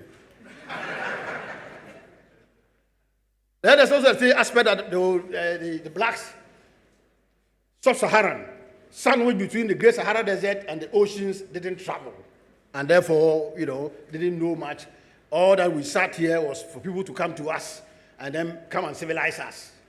Not true. Again, there are historical records to show that every continent on this planet had black people, including the Eskimos. If they don't travel, how did they get there? As to how they disappeared, that's another matter. Poor knowledge, poor indigenous scientific knowledge and contribution to science. That is again the charge. Well, of course, we never started patenting things. There's somebody holds a patent for the small device that holds a toilet roll when you go to the washroom. Somebody holds a patent for that, right? I know that because recently I also, I subscribed to Reader's Digest. The question came up whether when you hang the tea roll, whether the free end should be forward or back. And somebody actually went through and produced the original patent and showed that actually in the original patent, the drawing shows that it should be at the back. Did you know that? But somebody holds patent for that. Who holds a patent for the whole? Or for the mattock that we use in picking things from? We don't record these things, And sometimes then you think that we are just sitting here doing nothing, Maybe we should actually start patenting some of those things. And then I'll do my concluding remarks. All right? So, just quickly, I didn't start this, if you like, fervor out of the blue. It has built up over time from 1986. And I say I was accidentally called monkey in my face because I was in church in the UK, right? And a Caucasian couple in front of me had a toddler. So the father put the toddler on his neck, his face was right in my face, and he pointed, monkey.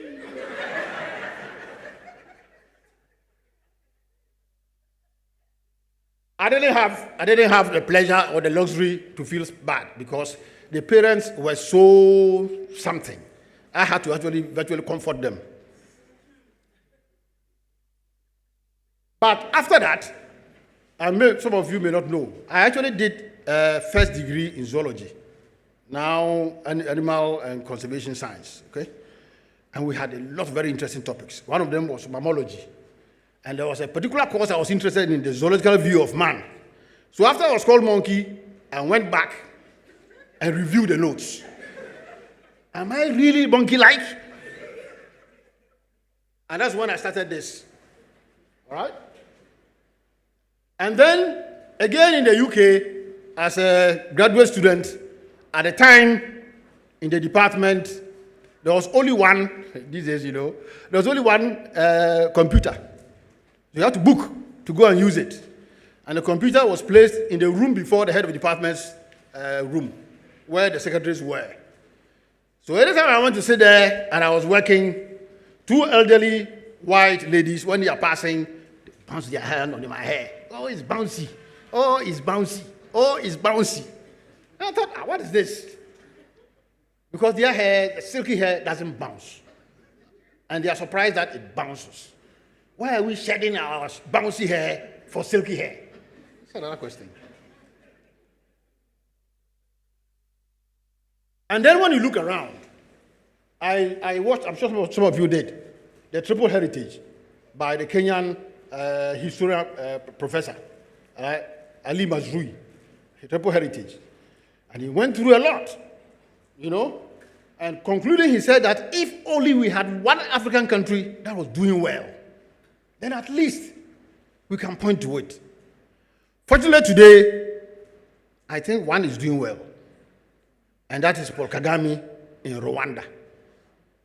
I haven't been there, but I just returned from Nairobi. I met somebody who had returned from there, and from what the person tells me, he's doing a good job. But why is the West on his neck, trying to get him out? That's some of the things we have to ask ourselves. Persecution of transformational African leaders. So it looks like anytime some African leader seems to be making a headway, then the democracy you're practicing is not democracy, and all sorts of things. As if democracy and good governance are one and the same thing, but they are not. You know, I don't have to bore you with what is going on around the world. We all see, right? And then the relative ineffectiveness of the African Union. African Union, when I was doing O-levels, one of the popular general paper questions was, is the OAU moribund?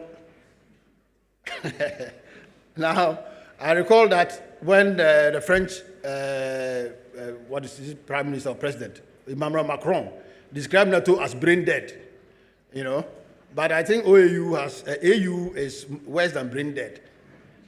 We need to get it to act, you know. I mean, so some of these things worry me.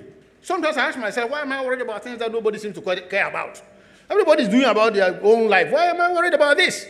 But it is because we have such huge potential that we are wasting. I can tell you, I am persuaded that if we could get our act together, Ghana, for example, will be paradise. You know? Every time I've traveled, I'm coming back, the plane is full of foreigners. If this place is as bad as we make it look, why are they coming? The increasing restlessness of Gen Z group, the youth, we saw that happen in Kenya and elsewhere. I like that, but I think they are channeling the things in the wrong way. They should be asking, what can we do to change this? Rather than you guys should change it. If they knew what they could do, wouldn't they have done it? They are just sitting there, getting the V8s so they can move around, that's all. And then, you know, again, sometimes that's why I believe that we are spiritual beings. I just traveled to South Africa. I think we arrived on 22nd of March, right? And when I was going to take my luggage, I encountered a lady. We get talking. And somehow they're so excited when they find out you're from Ghana. They mention Kwame Nkrumah, they mention Rollins, you know, and things like that. And then I asked her name, and then she said it. And then she asked me, do you know what it means? I said, no. It said Zulu, it means monkey. And I thought, what? Your parents gave you that name? And so it is actually her grandmother's name. So why are you passing the name monkey on in your family? Seriously. You know? So I think that is why we need to excite ourselves about these topics, right?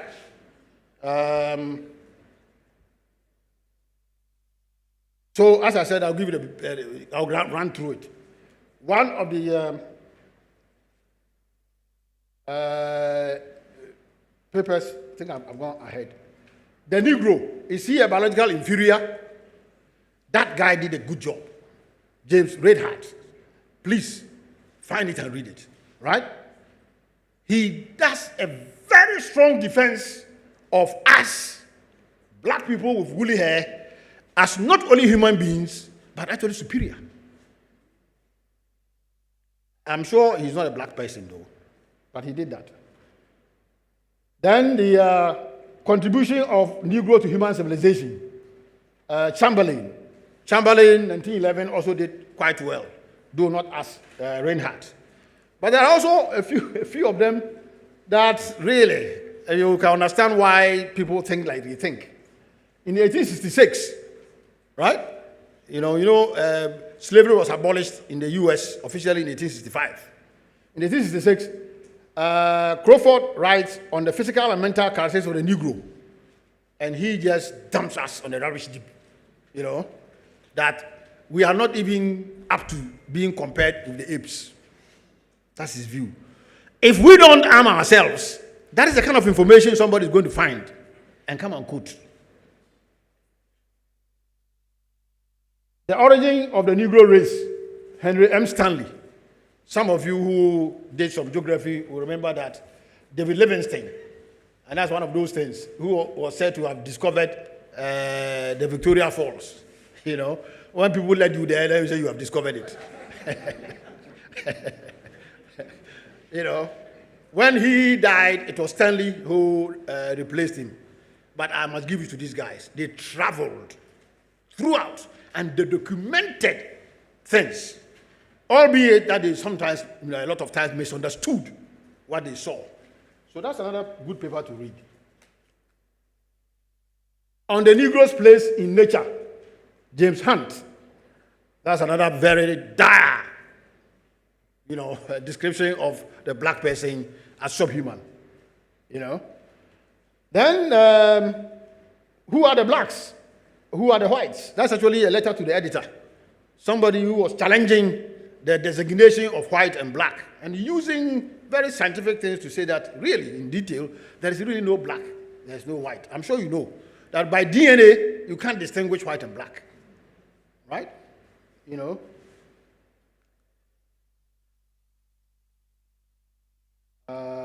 Move.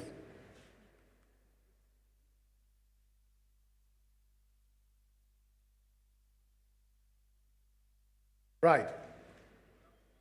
So this is a poetry that was recited, okay? An ode to the people with ludicrous hair. Now, I just want to give you some of the things. Don't worry, even if you have lost it on your scalp, you still have it elsewhere.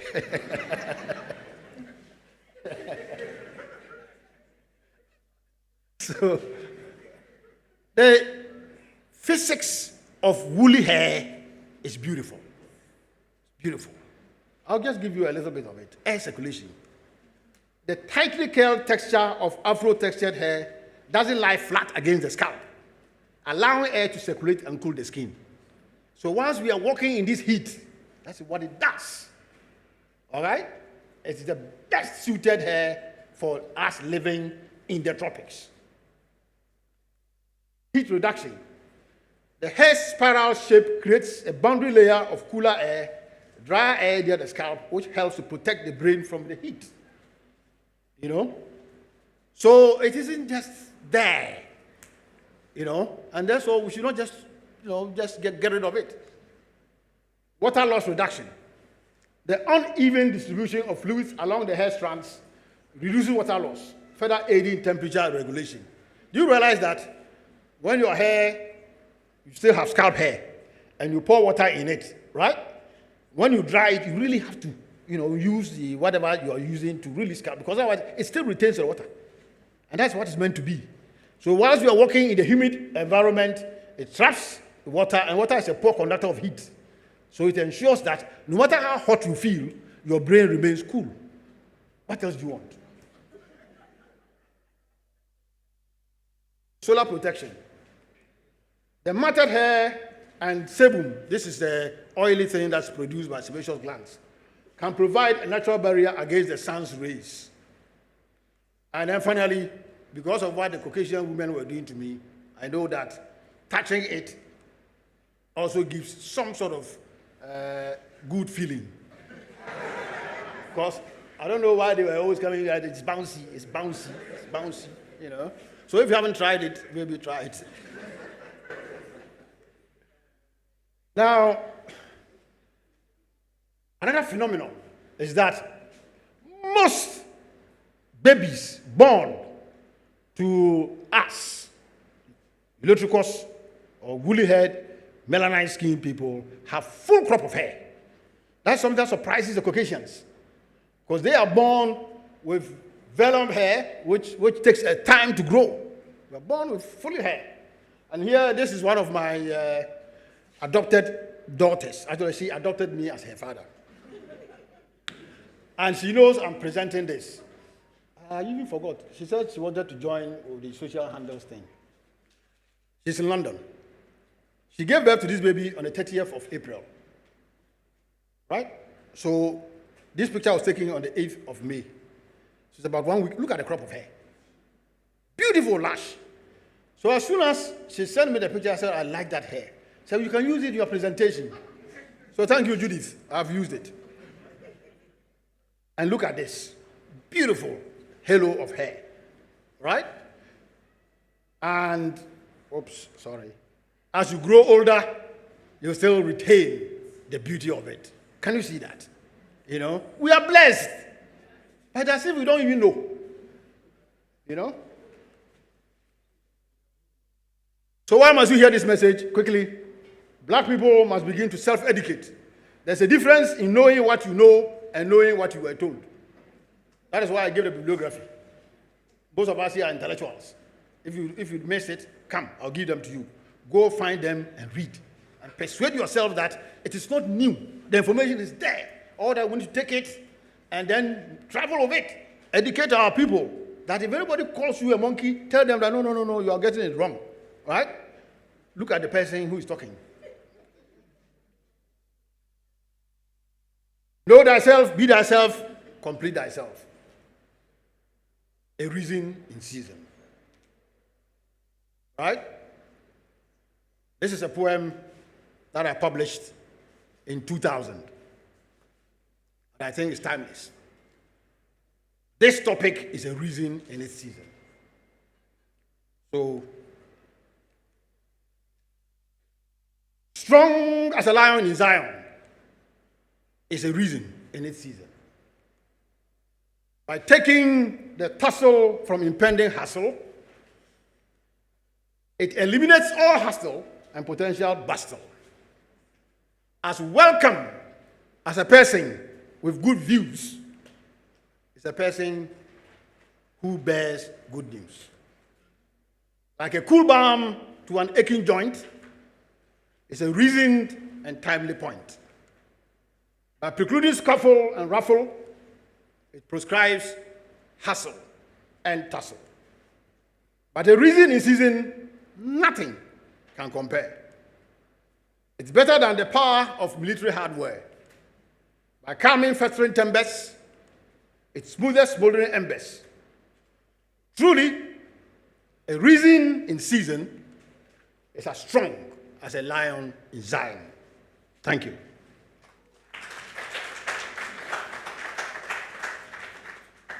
Now, debunking the old fallacies, the evolutionary lie, right? The anatomical features, natural disposition of docility. Now, this is the simplest tree I can give of the human evolution. What evolution actually says is that all living organisms evolve over millennia through natural selection. And I don't know, again, some people want to say that it's no longer a theory, but it's a fact. But I don't know anybody who has proved this. You know? So if you can't prove it, it's a theory, right? It makes sense, but it's a theory. And it says that humans share a common ancestor with apes and other primates. So whoever that ancestor was, which we don't know, is down here, right? And over time, then we branch off, and we branch off, and we branch off, and we branch off, and we branch off, right? So if we are in this group of humans there, right? Then we branched off, and according to this, it said about 4 to 6 million years ago, but I think that the latest set says about 300,000 years ago was when we branched off.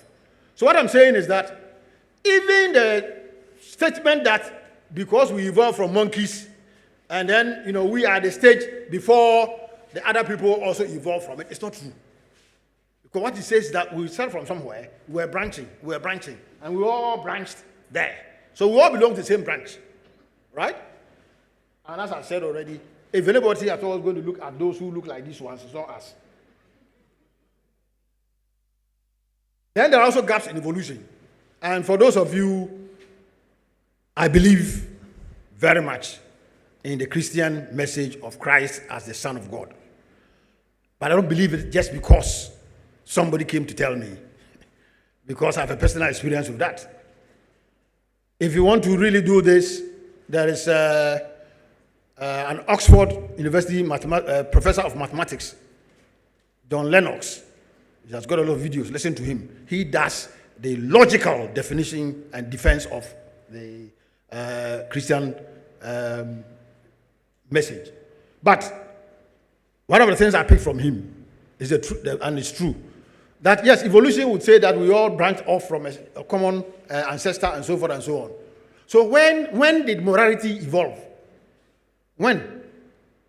As far as we know, we don't know that the bonobos and the apes, the other apes, have any conscience that they display. So when the conscience evolve, right? We're all evolving from that. When did conscience evolve? And nobody has been able to answer that. And that is what persuades some of us that it was special design, okay, in the image of the designer. So we can tell good from bad. It varies from societies, you know, but every society has got some things they consider good and some things they consider bad, right?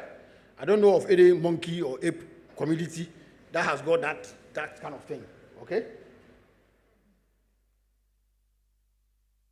What does the word human, what is the etymology? And, Madam Vice Chancellor, apologies to you. I hear your expertise is in the language, you know, so I may be treading on slippery ground. But from what I got, the word human is from Latin, which humanus, meaning of or belonging to man. But this is linked to the Proto-Indo-European root dagem, which means earth. So human actually means earth. It is also associated with words like humus, soil, and humble, that's getting close to the ground. The idea behind this etymology suggests a connection between humans and the earth, emphasizing our earthly origins. So even if you don't believe in creation, the fact is that those of us who believe in creation, and there are quite a lot of us, think that God made man from soil, right? And that's why the word human is there. So somebody has put this out. It's not, I didn't do it, right? If God used this, i.e., this kind of thing, right, to make man, would the man not look like that? How else would the man look like? Then recently, as recent as 2010, from fossil bones, some scientists have sequenced the genome of Neanderthal. Neanderthal is supposed to be one of our extinct cousins. When we branched off from the apes, right? They were there, but they've gone extinct. They found some fossil bones.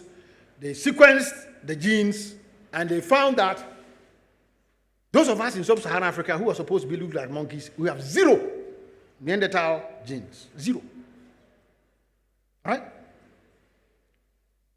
East Asians carry more Neanderthal DNA. This is scientific fact. Right? West Eurasians also carry some of this. Right? We have 0. So if the lie that we are all on the same line and we stopped somewhere and the others went on is true, why don't we have some of those genes? We don't. Okay? So what does that mean? If you are considering anybody who is close to the earlier ancestors, it's not us.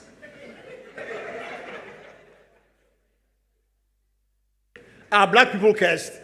I have to bring this up because you hear it all the time, and some people accept it as a fact. Okay? The biblical passage is Genesis 9:18-29, but that curse was actually on Canaan.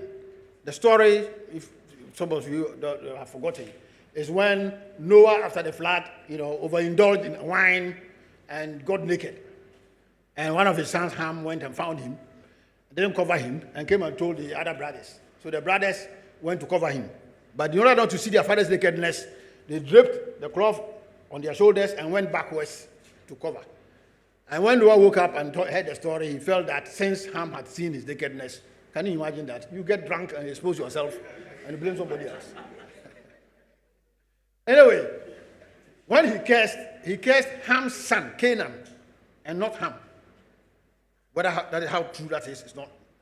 But the reason I'm bringing this up is that the curse has been subject to much theological discussion, particularly regarding why Canaan was cursed instead of Ham himself. And some suggest that was a declaration of the future of what Canaan was going to be. This is incorrectly assumed that we are Canaan's descendants. I'm going to show you that that is not true.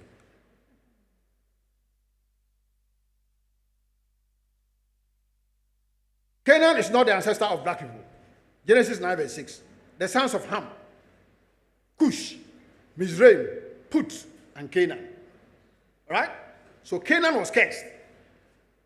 Cush wasn't cursed. Mizraim wasn't cursed. Put wasn't cursed. All right? But what is the evidence that we are descendants of Cush, Mizraim, and Put, and not Canaan? Verse 15. Canaan was the father of Sidon, his firstborn, and of the Hittites, Jebusites, Amorites, Girgashites, all these ites. These were the people who were living in the land flowing with milk and honey that Joshua led the Israelites to go and conquer.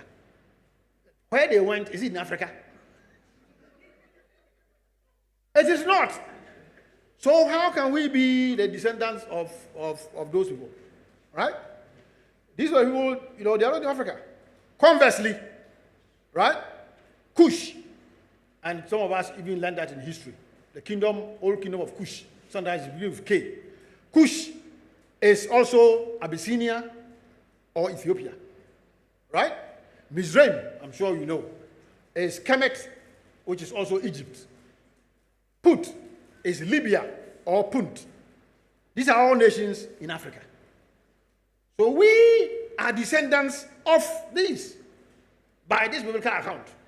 So why is somebody trying to make us Hamites? We are not. What do you call it? Canaanites. We are not, right? So again, that's it. Okay? Now, so I put this map here. That shows that there is. That's Cush, that's Kemet, that's Egypt, right? This, that's Punt there, okay? And it's got, of course, the other nations that come up. So these are countries in Africa, okay? And therefore, we should be wary of these things. But we must all accept. When the Arabs came, when the Europeans came, they made us change our names, change our hair, follow their religion, and speak their language. They stripped us of our identity. We need to reclaim it. And here, I think that is one of the things I've been toying with all the time, and I have to accept that I'm so in love with the chain on my mind, I haven't been able to throw off my first name, Frederick. And that's my friend sitting there. He's also Fred. There's no African called Fred. This borrowed name. We should throw them off, right?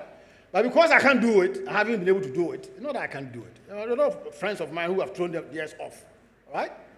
And that is why I think the Reverend Akubuham said, sometimes these days when I write anything, I sign it off as Kwaku Osodum Jamununkum Ade. That should be my name. Frederick is not in my name. But I'm still in love with it. So how you can actually fall in love with your chains, But because I can't do it, three of my biological offspring are here. Remember, I'm using offspring, not children. Because, legally, there was somebody who went for interview. They said, you should name his children. I said, they haven't got children. It's got adults.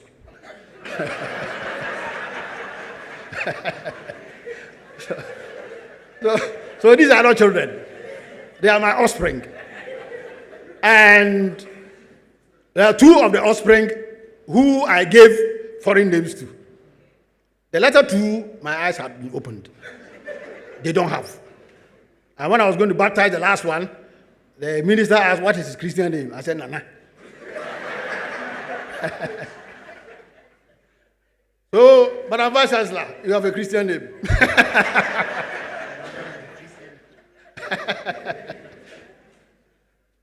We need to stop naming our children, foreign names. We should stop, and give them very nice African names, right?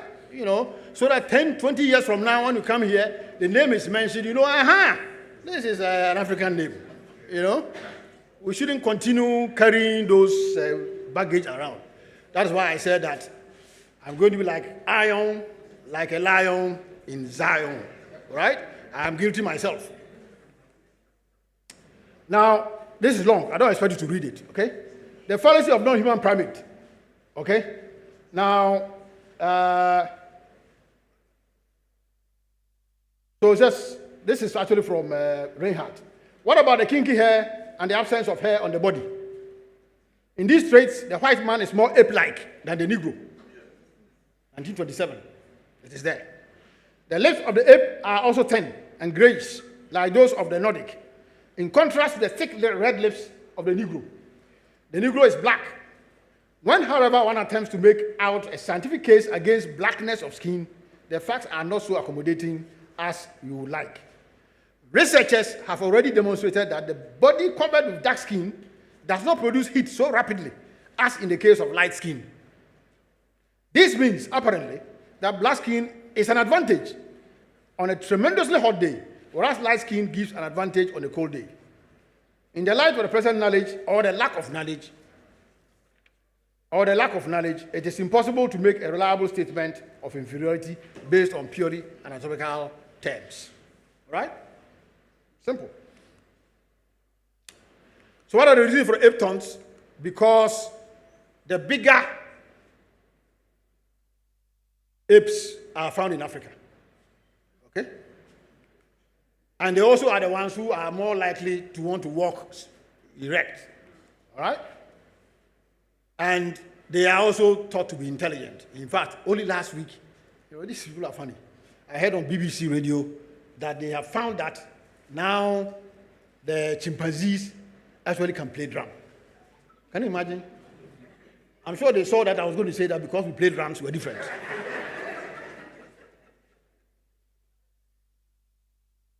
It also became a conscience-saving thing. If you think that people are inferior, when you do any evil to them, you are safe. What are the human features better developed in electrocoids? And this is the presentation I gave the last time, so I'll just run through it. The natural woolly hair, wavy coil, is unique. In science, we call all the animals that have hair mammals. Right? All mammals have straight hair. The only mammals that have coiled hair are we, the black people, with woolly hair, and the sheep. And now nobody has said that we look like sheep. Lips, we said that. Most all other primates, right, have inside, their lips are turned inside. I'll show the picture of it.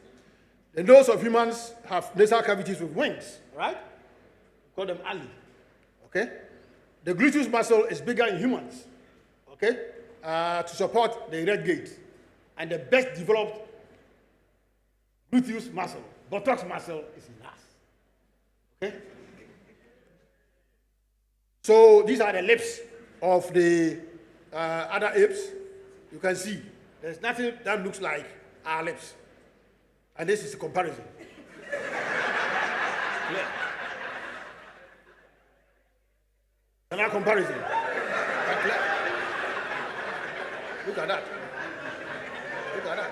I'm sure you can make some of them out, but I want their faces anyway. Somebody put this out on X, that you can't argue with science. If you look at the lips, forget it.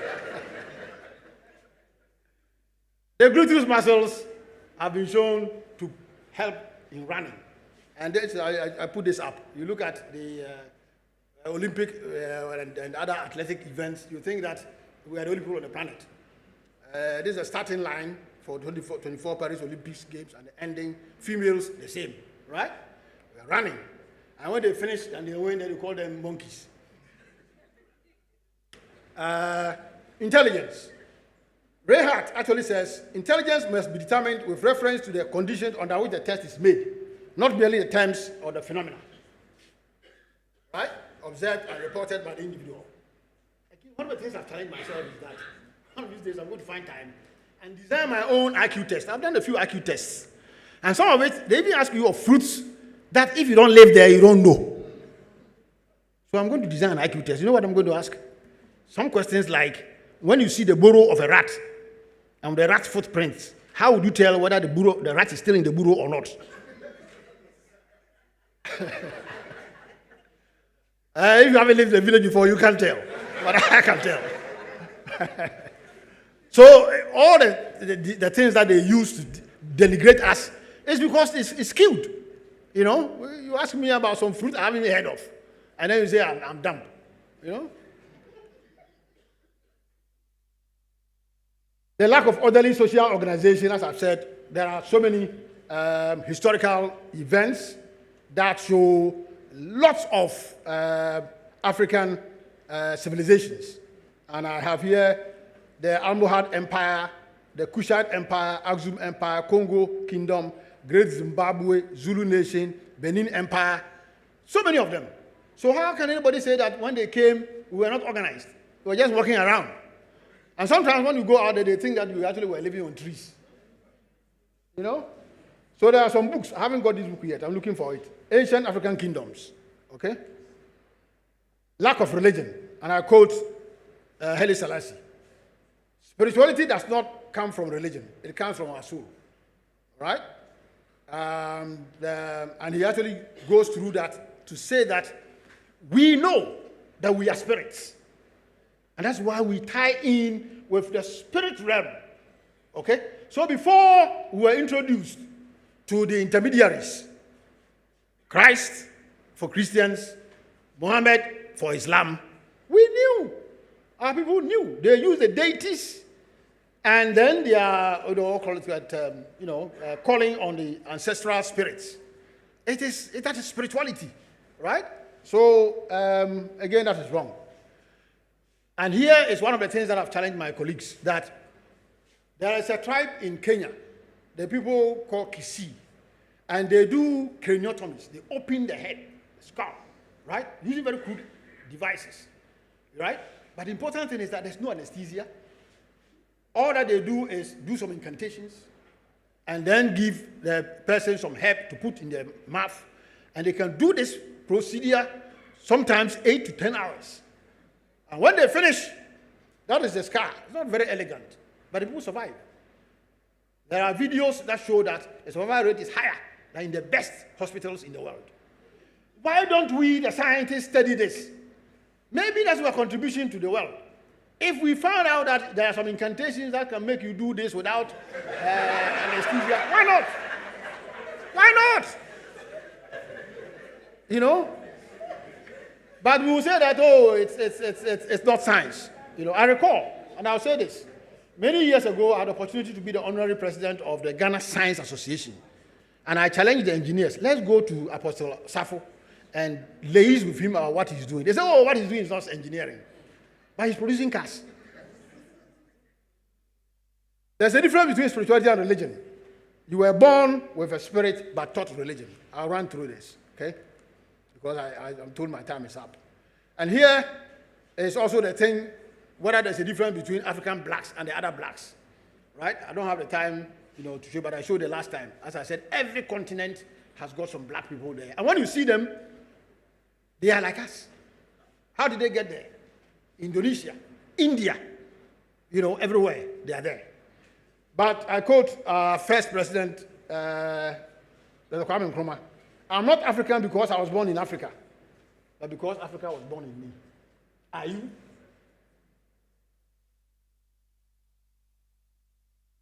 So we must celebrate our heroes, especially those who fight for us.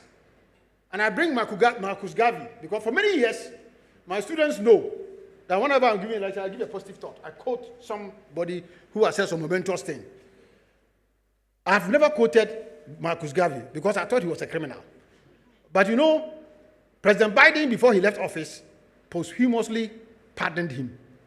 And that's when I read and found that he was convicted for running a shipping line, which he called what? Black Star Line. Does that ring a bell? That's the point. He was brought down, was imprisoned, and then was deported to Jamaica. All right? And now he's been pardoned. And I quote him here.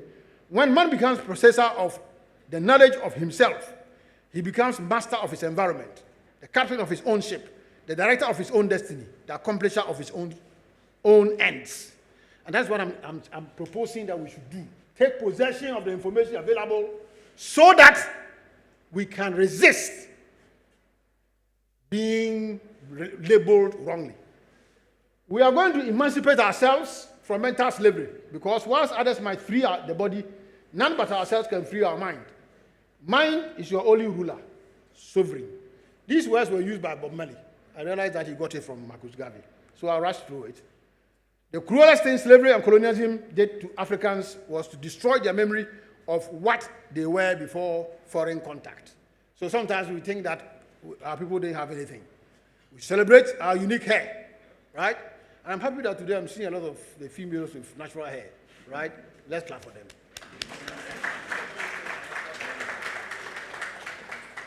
I was astounded when I was preparing for the lecture I gave last year that since 2019, every year, Ghana imports fake hair to the value of $200 million. I gave you the benefits of curly and woolly hair. So why are you getting fake hair to replace it? And the styles, that can be, the creativity, that can be plenty. So let's go back, okay? We all need to unlearn, right? Right? So I put here, this is a nice young lady, but she's trying to behave like she's got silky hair, but that's fake, right? This one has got some extensions, in between, but the best is that, right? Natural hair, okay? Creativity continues. This is some artwork that somebody has done, and again, one of the things is that they thought that when they came, we didn't have artwork. I'm sure you've heard. Recently, they've returned some artifacts back to Nigeria, Benin City, right? They picked all these things away, and they say we didn't know how to do art, right? And this is the Dinkra, right? The symbols. Symbol that conveys a message. That is intelligence. Okay? And we know what? The new kid on the block. Let's all pray for him. So, one, he does not lose his path, and two, that somebody doesn't get rid of him, right? And they label us the poorest continent in the world, and when we ask them to leave, they refuse. So what are they doing there? So I'm ending. Up, you mighty race, you can accomplish what you will. Rise and reach for the stars of equality and justice. This is Marcus Garvey talking, right? And that is the end. Thank you very much.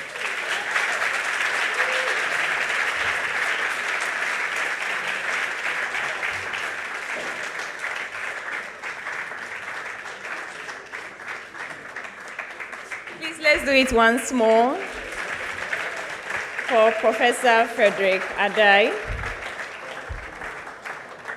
Thank you for making us understand that we are unique as Blacks, and for unraveling the importance and sensitizing us on our curly hair. I think from here I have to go back to my curly hair.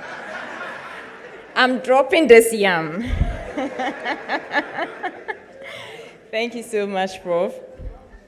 So we would like to take a quick remarks from the Vice Chancellor, Professor Nanaba Piamfo, before we take our second presentation.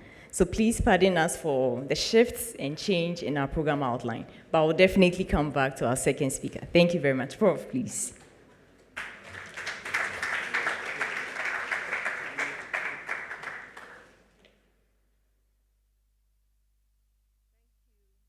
Gloria.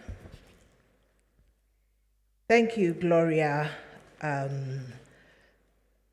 My remarks were supposed to be closing remarks after the second speaker, but unfortunately I have to leave for another engagement in a few minutes at 1 p.m. And so, sorry I'm going to miss the talk by Irene, but as I go on my way, Provost, please share the link so that I can continue to listen for as long as I can before I get into my next engagement. But I'd like to thank you, Provost, and the team at the College of Health Sciences for inviting me to be a part of this. When I got the invitation and then I got the theme, which said reclaiming the narrative on Black personality, emphasizing the humanness of the Black person with woolly hair, I told the Provost, well, this wasn't a topic that I was expecting from the College of Health Sciences. But nonetheless, it was very exciting and intriguing for me. I was also quite excited by the fact, which I did tell the Provost, that there were two speakers, one from the health sciences and one from the humanities, African studies. So that really intrigued me and made me even more curious. What is it that this is going to be about? And definitely Professor Frederick, no, it's not Frederick, Kweku Osodum Jamununkum Adai.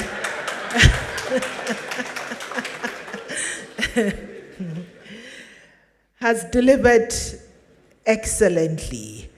I thought that I was listening to a lecture on Black consciousness from some philosopher, or historian, or sociologist, This was really exciting, and he delivered it with such humor.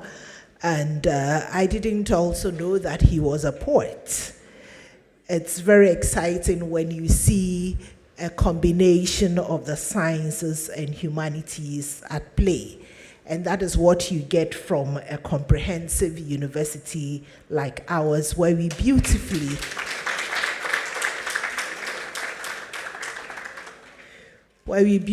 combine the sciences and the humanities.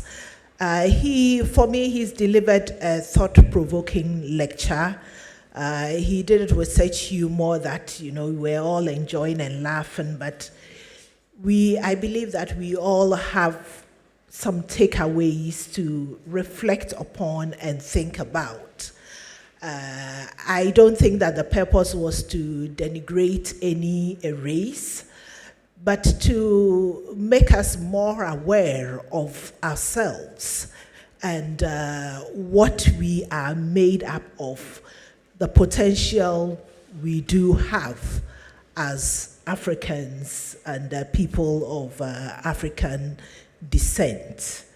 He's not asking us to change our names if you don't have a Christian name like mine, Nana. He just declared that as a Christian name. He himself has not had the courage yet to officially drop his Frederick. So I don't suppose that is what he is suggesting. But he's really provoking us all to think about what it means to be an African. What does our Africanness mean in its totality? In the names that we present, we give our children. I think fortunately for me, my father got very enlightened quite early. So for all of us siblings, he didn't give us so-called Christian names. And I remember growing up, someone will ask your name, you mentioned, they said, no, why are you lying to me? I want your Abrofuzin, I didn't have anything like that. And I don't know if that is what also influenced my love for the woolly hair. For most of my life, my adult life, if you see my pictures, I'm either sporting Davi, or some form of natural hair. There have been times that I've had my hair straightened, but I go back and all of my life, there are only 2 occasions that I've put on weave, right? Or wig or whatever it is. I hadn't listened to your lecture. I haven't read half of the references that you put up. I'm now going to read them. But really, Prof has excited us and incited us to embrace our Africanness, the richness of our heritage, the richness of our resources, and harness all of these to promote ourselves as a people who live or who originate from this very rich continent. I can't wait to hear what our second speaker has to say, but really, I would like to end by again congratulating the Provost, the organizers, for such an inclusive lunch and a thought-provoking one as well. I believe that for all the other programs that you are going to roll out, it is going to be equally inclusive, it is going to be impactful, and indeed we are going to fill your legacy and your presence as the premier college of this university, and indeed the premier college of health sciences in this country, I must say. So congratulations, well done, and I look forward to the rollout of the programs, and I wish you all the best for the rest of today. Thank you.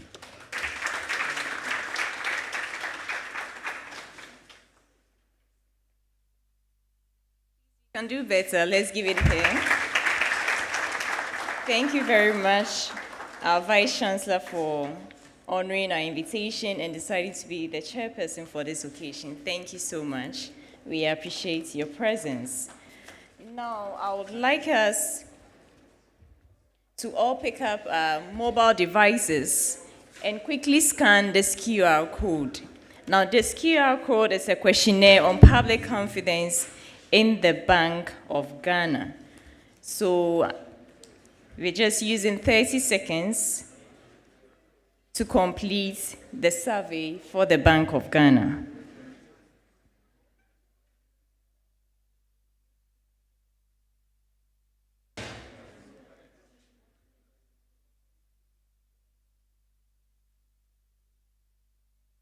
All right, so a quick scan, and it's just a 30-minute survey.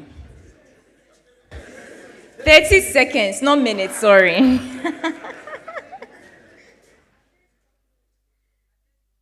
All right, so the purpose is that they are undertaking a confidence survey to gather insights from the business community, academia, research institutions, civil society, and the public on perceptions of its functions, policies, and overall performance. So that's the purpose for this survey. It's just a brief one. Okay, on that note, I would like us to move on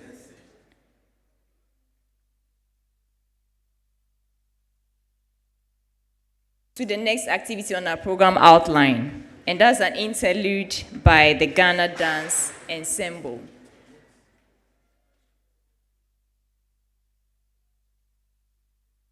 Ghana Dance Ensemble, please, are you here? All right.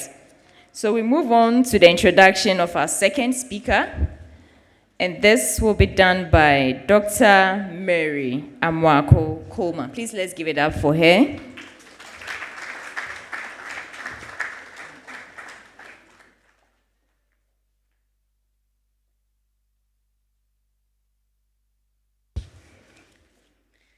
Hello, good afternoon. I'm tempted to say I'm black and proud. Proud in many ways.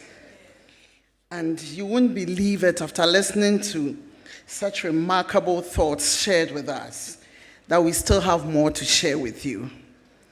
And I'm privileged to introduce our next speaker, honoring our chair who has just left us, honorable past and present leaders of our college, which is 25 years now. Ladies and gentlemen, who I believe that because you have sat through till this time, you love the college and you continue to support us. I'd like to introduce our distinguished second speaker. Dr. Irene Apienin-Addo is an architect and a senior research fellow at the Institute of African Studies in the University of Ghana, where she serves as a coordinator for the media and visual arts section. She teaches African art history, while her research focuses on post-colonial African architecture and urban studies. Her research interests encompass understanding the inequalities and marginalizations associated with urbanizations and urbanism, particularly of African urban experiences. She is an associate editor of Architecture and Soft Power. Her recent publications on work include Examining Change and Permanence in Traditional Earthen Construction in Ghana, 2025, Blurring the Boundaries, Everyday Urbanism in Accra Airport City 1, 2024, and New Homes for a New State, Foreign Ideas in Ghana's Public Housing Programs, 2022. With a round of applause, please let's welcome Dr. Irene Apianin-Addo. Thank you.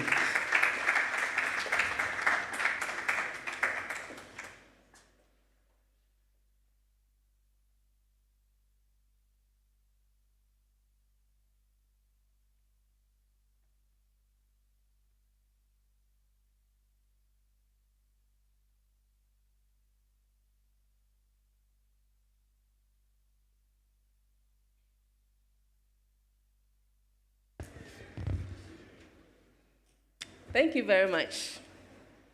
So I'm going to try and then do a very short presentation because in the letter I was told that my presentation would be, shouldn't be more than 20 minutes. So I hope that I would fall within that time. And I'm bringing in the idea of the historical aspect of architecture and how, of hair, my apologies. So the historical aspect of natural hair, I'll be focusing on the natural hair, and then move into the contemporary situation or how natural hair is shifting. So that is what I will be doing.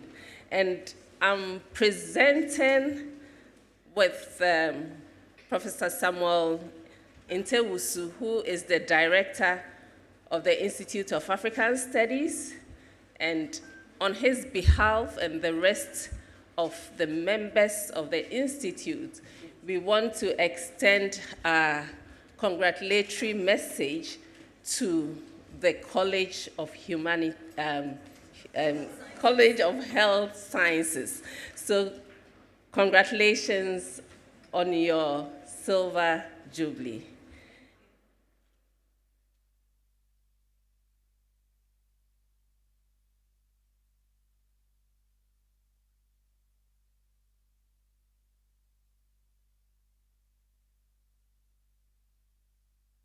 So the IT team, can you please help with my presentation?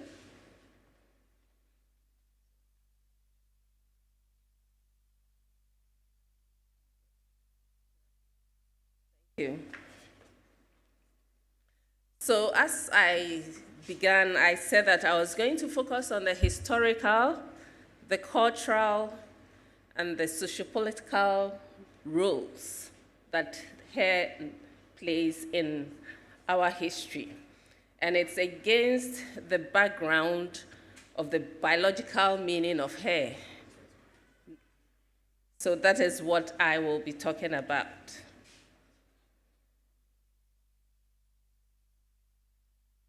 So yes, our first presenter mentioned Ali Mazrui, and I am also going to present a thought or a comment from the same author.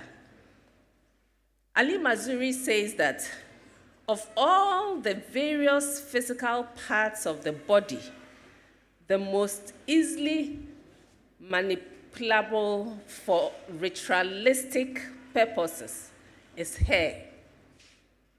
It can be clipped or completely shaved or cut according to specific designs, or even plucked out selectively. And it also has a range of distribution, which makes it worthy of such ritualistic treatment.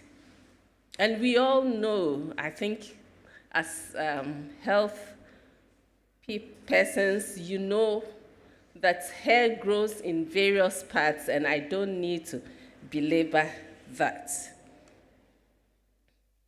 So yes, this is an image showing different hairstyles that Africans can wear. So some tied, some cropped, different hairstyles. So yes, that is what you can find amongst us. So if we talk about African hair, it holds deep historical, cultural, and spiritual significance.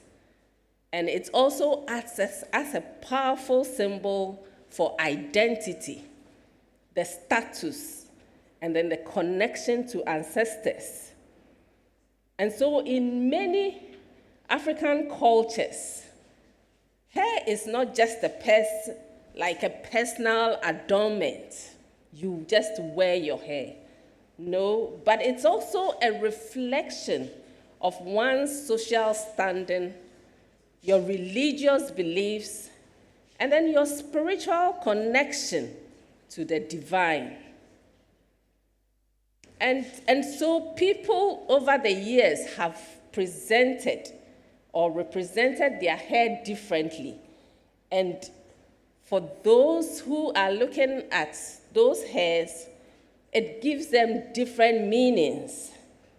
And so it is argued that how one wears one's hair provides a doorway to understanding how identities and a sense of belonging are negotiated, embodied, and performed. So our hair expresses how we see ourselves. The way we present our hair expresses how we see ourselves and how we want others to also see us, and how we are also managing others' impression about us. So this impression management derives from the awareness that hair and how it is worn can either place us in certain status or certain positions, or it can also misplace us. And these placements afford a sense and expression of social class and mobility.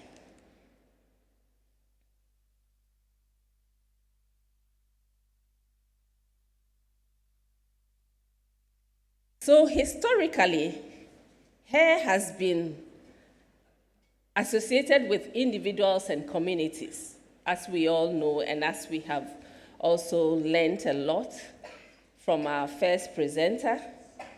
And the nature of the hair links people to particular areas of origin.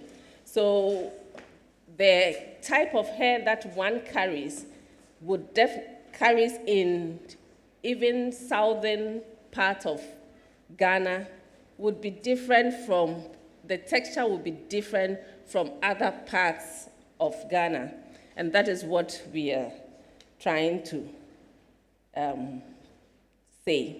So human communities have often felt a compulsive need to leave ritualistic marks or even inflict certain mutilations on the body. And it's all being part of a society. So it becomes that infliction or that marks then becomes the badge of continuing affiliation with that society and then with certain phases of life. And hair, in fact, is one of the entry points for identity. So most cultures do practice it, that after birth, the child's hair is shaved. So we saw that beautiful hair from your slide, but in some cultures, in African cultures, all that hair is shaved. And the whole idea is that it provides an important link to the ancestral and genealogical world, and enabling such individuals to claim historical links to their ethnic group. So the first cut of the child in some sub-Saharan African countries demands certain rituals to be performed. And the whole idea is that, or the belief is that, the hair embodies the soul. And so if the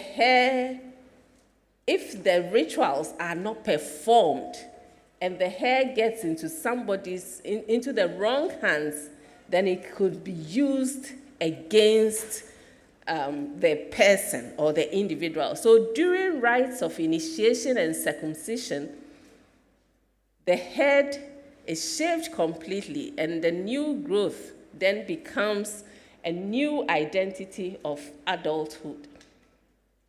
So let me just give some examples. For example, the Bwende of DRC and then the Bwemba of Congo, they immortalize the dead by putting up as a statuette, which contains the nails and the hair of the deceased. And in this way, it is believed that the deceased still remains with them. And then there is also the Fulani group, who use hairstyles to communicate the ranks of women. And so the lower ranking adult women would wear a particular hairstyle, and then the higher ranking adult women would often wear intricate combination of braids and other things. And the next image, actually, the image on my left, that is if I'm facing, or on my right, shows a Fulani woman, and we can see the intricate designs that she wears on her head. And then there's also another hairdo or a hairstyle from Namibia. And then I think we are quite familiar with these hairstyles, which sometimes we find over here. So, what is the importance of hair in Ghana? Hair stands for cultural and political unity. And to ensure non-betrayal, hair can be shaved and mixed to perform rituals and also to bind communities together. So there is a story that Okomfanoche, which I guess most people know, after he had commanded the golden stool, asked the notables or the important people around to shave their hair, and then he bent it, mixed it with certain concoctions, and then asked them to drink it. And this singular ritual act has actually kept the Asante nation culturally and politically bound together. So there is a belief that in the Asante kingdom, no one really tells where the other person comes from. So for some, the hair was associated with death and diseases, whilst for others, it was associated with sexuality, fertility, and virality. So another example is also from the Guans, where if a child is born without hair, they have a name for that child. But then they also perform certain rituals using the palm tree and other concoctions, and it's believed that the hair grows. So for some members of the Asante royal family, shaving their head during funerals signifies grief. And I guess it's not just the Ashantis, but a lot of the Akans also depict that. So we find that these elderly women wearing densikra. And then there's also more of this hairstyle. In the Bible, Samson's strength was in his hair, a Nazarite. And so when Delilah leaked his source of his strength, and it was, they managed to overpower him by cutting his hair. So that really should let you appreciate the spiritual aspect of hair. So a critical importance of the hair is to use in charms in some societies. So hair is used in charms for healing purposes and even for warding off evil spirit. And in many African communities, the link between hair and magic is undeniable. And so people are very particular what you do with their hair. So if you attempt to cut someone's hair without the person's knowledge or permission, you will be, it will be a great offense.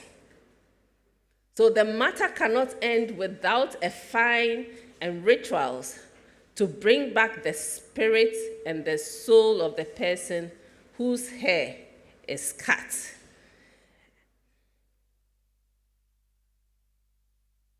In traditional societies, the elevation of individuals to positions of power sometimes require that they shave their hair. And that also marks a new beginning in the individual's life. So when the Western governance system was introduced, some African societies used hair to protest some of the negative policies. So they would shave their hair completely as a protest of some of the negative policies by the colonial administration. And this example is from Uganda. That is the king of the Baganda kingdom. Not to shave was, he decided not to shave until their king was returned to them by the British. Vows of this kind in relation to protest are widespread in different societies. So during independence struggles, some political activists would also wear Afro hair as a protest and in defiance against the establishment. But then African hair has been recognized as beautiful, which our first presenter mentioned, and even the essence, the usefulness of wearing Afro hair or African hair. So among all the attributes of the hair that we've talked about, the unique one is the relationship between hair and beauty. So, for example, in 3500 BC, elaborate and diverse hairstyles with braiding, twisting, tying knots, and different techniques originated in Namibia, and we have several records of it, which were documented by Arabs and European travelers and merchants. And we can see from an example of a hairstyle of an adult woman from Namibia. You can see the difference, the twists and the knots. So there were some quotes. In fact, there were quotes that were documented between 1500 and 1800 that talked about how beautiful the hair looked like. Let me read just the first quote. It says, and this is from Ashley.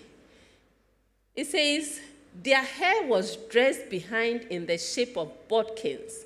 They were adorned at the end with bits of coral. You know how expensive coral is.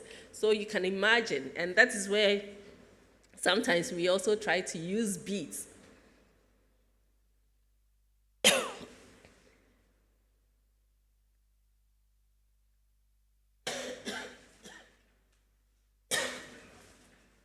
Pardon me.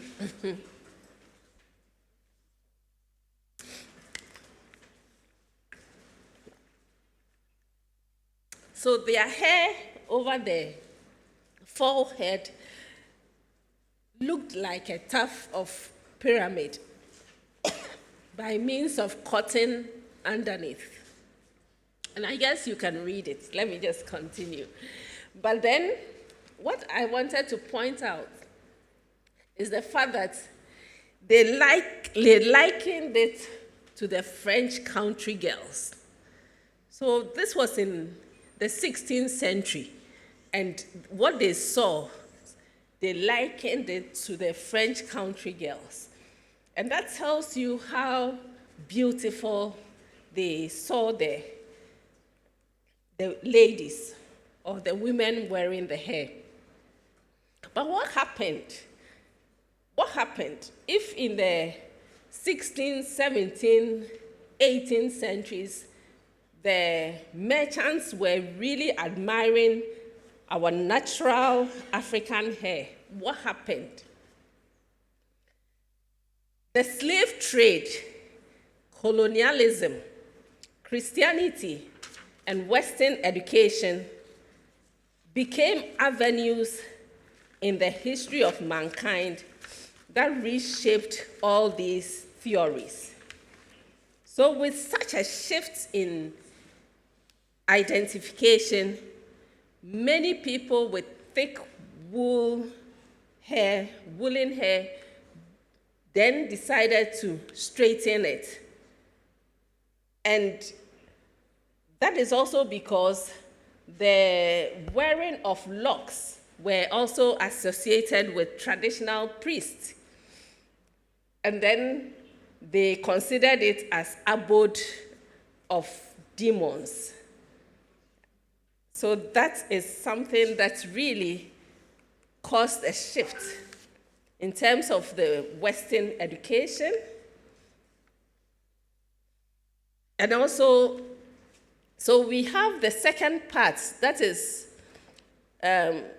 Cruz citing Thompson, who explained that the stereotypes describing natural hair as bad hair and initially perceived to be a reflection of being a savage, someone who is not really polished, and the fact that they perceive those hair as lacking hygiene and not beautiful.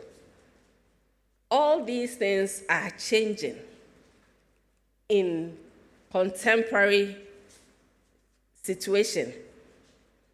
So the perception of black hair and what is deemed attractive and appropriate have been influenced by media portrayal. So we see all these celebrities with long wigs, long hair and all that, and then that is what we think is beautiful. So all these things they changed the way we looked or the way we kept our hair. So these notions of good hair, as perceived in the past, interestingly, in recent times, is changing. And Chris Rock produced a documentary about good hair and talked about what is good hair, did a documentary questioning what is good hair and what is not a good hair. So the politics of natural hairstyles have been linked to some of these activities that I have already mentioned. The fact that it's not considered beautiful, it has challenges and all that. But then this thing is changing. I mean, this perception is changing. And it all started with a movement in the 1960s where race and gender were challenged in the United States. So in Ghana, we have Kwegrin and then Kantamaklo, who found out that women were switching from chemically treated hair back to natural hair because of certain issues. So for example, injuries to relaxers and other things. And so people decided to wear natural hair. And it's happening in Black women academics. And I would like to briefly play a few minutes, maybe just 2-3 minutes documentary about women academics.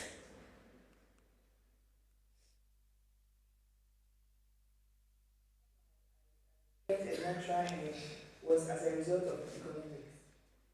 Trying to save money. I was a student in the US and I was thinking of the high costs of maintaining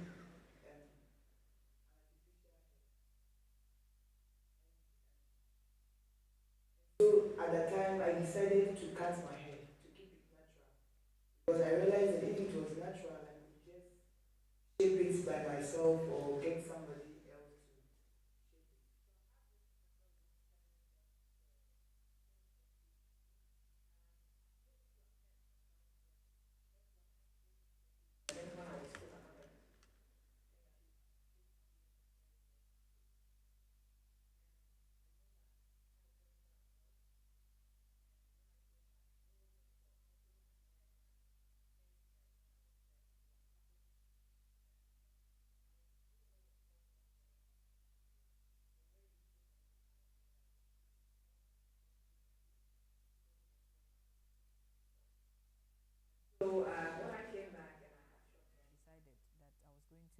Permanently lock it. And usually when you start with the locks, when your hair is not very long, they are short. And so it looks crazy. And for my parents, for instance, they look at that and then they tell me they think about my father's brother who is chief priest. And so his hair looked like that. And so my father didn't like me having that in percent on. So he told me point blank with that option to cut it. And I told him I wasn't going to do it. If he wants to do it, he should do it by himself. And actually he did. He sat me down and put the scissors through my hair and then cut it and told me that he's going to give me money to maintain the hair with perm hair.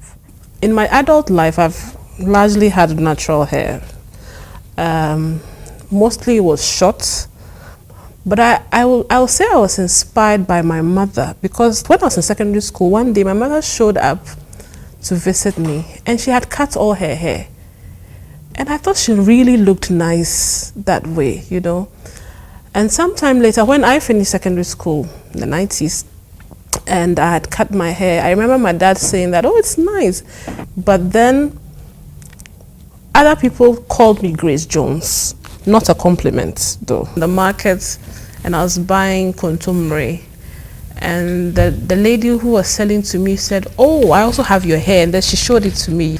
That she's thinking I'm some middle-class woman, but we share the same hair and that's supposed to be cool. You find more and more people in that space also beginning to wear locks, etc. Yes, it could, depending on where you stand, be termed elitist or classist, but at the same time, so it's also moving down, you know. So it's in the middle somewhere. I have locks, but they're sister locks. And I've had these sister locks for about 7 years. And prior to having my sister locks, I wore my hair naturally. However, for probably about the last 20 years, I really wanted to get locks. But the texture of my hair, I felt, prevented me from getting traditional locks, which would represent a form of resistance, which is really why I wanted to get locks in the first place. You know, this resistance against imperialism, a resistance against, you know, African people being enslaved and oppressed, and colonialism, neocolonialism.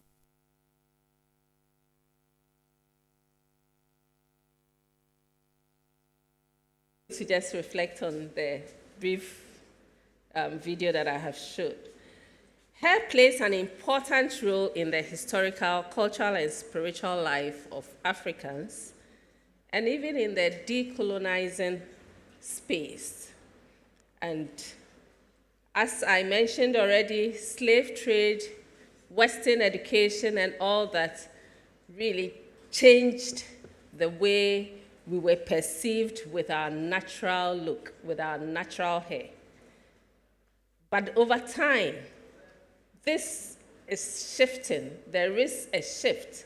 And I decided to show the people in this space, academic space, because they are perceived to be high in society. And in the past, when education was being introduced, it was those in high societies who had to perm their hair to look a certain way. But there is gradually a shift in that space.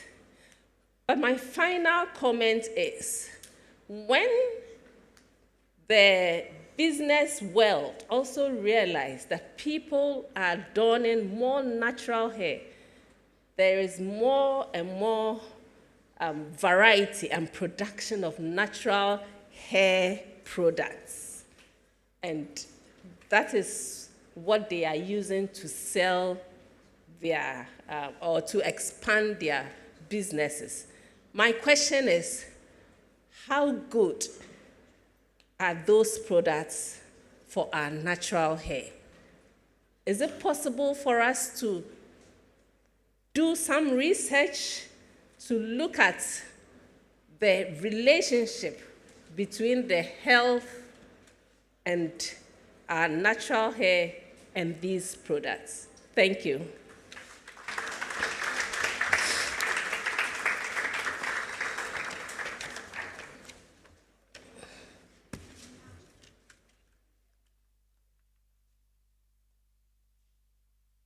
Thank you very much, Doc. Please let's give it up for her once more for the thought-provoking lecture. On that note, we would like to take a quick interlude from the Ghana Dance Ensemble. Whilst we await their performance, we would have an interaction segment. So we'll have 2 questions for our first speaker, and another 2 sets of questions for our second speaker. We want to do this and wrap up quickly for our lunch. So please, Ghana Dance Ensemble, if you are ready. All right, thank you very much.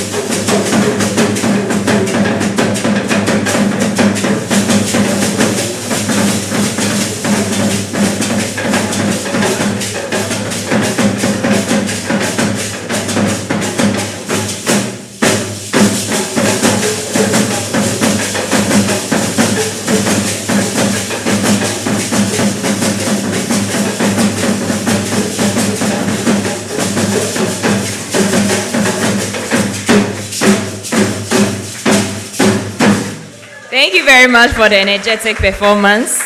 Ghana Dance Ensemble, we appreciate your performance. Thank you so much. So we'd like to take the first set of questions for our first speaker, Professor Frederick Adai. So please, from the middle row, okay. So we have a question from Prof. Lillian Ohini. Thank you, and thank you to our presenters. It's so inspiring. Now my question is, I've been worried about the way we groom children in relation to the hair. If hair is this beautiful, the black hair is this beautiful, it identifies us and it is part of our grooming. Why then, or what is the speaker's take on our education system trying to let the young ones, as they are growing, we don't teach them about the importance of their hair. Instead, we insist that they shave off their hair from time to time. What is the speaker's take on that? Thank you. Thank you very much, Prof. The last question. Okay, so we have a gentleman at the far end.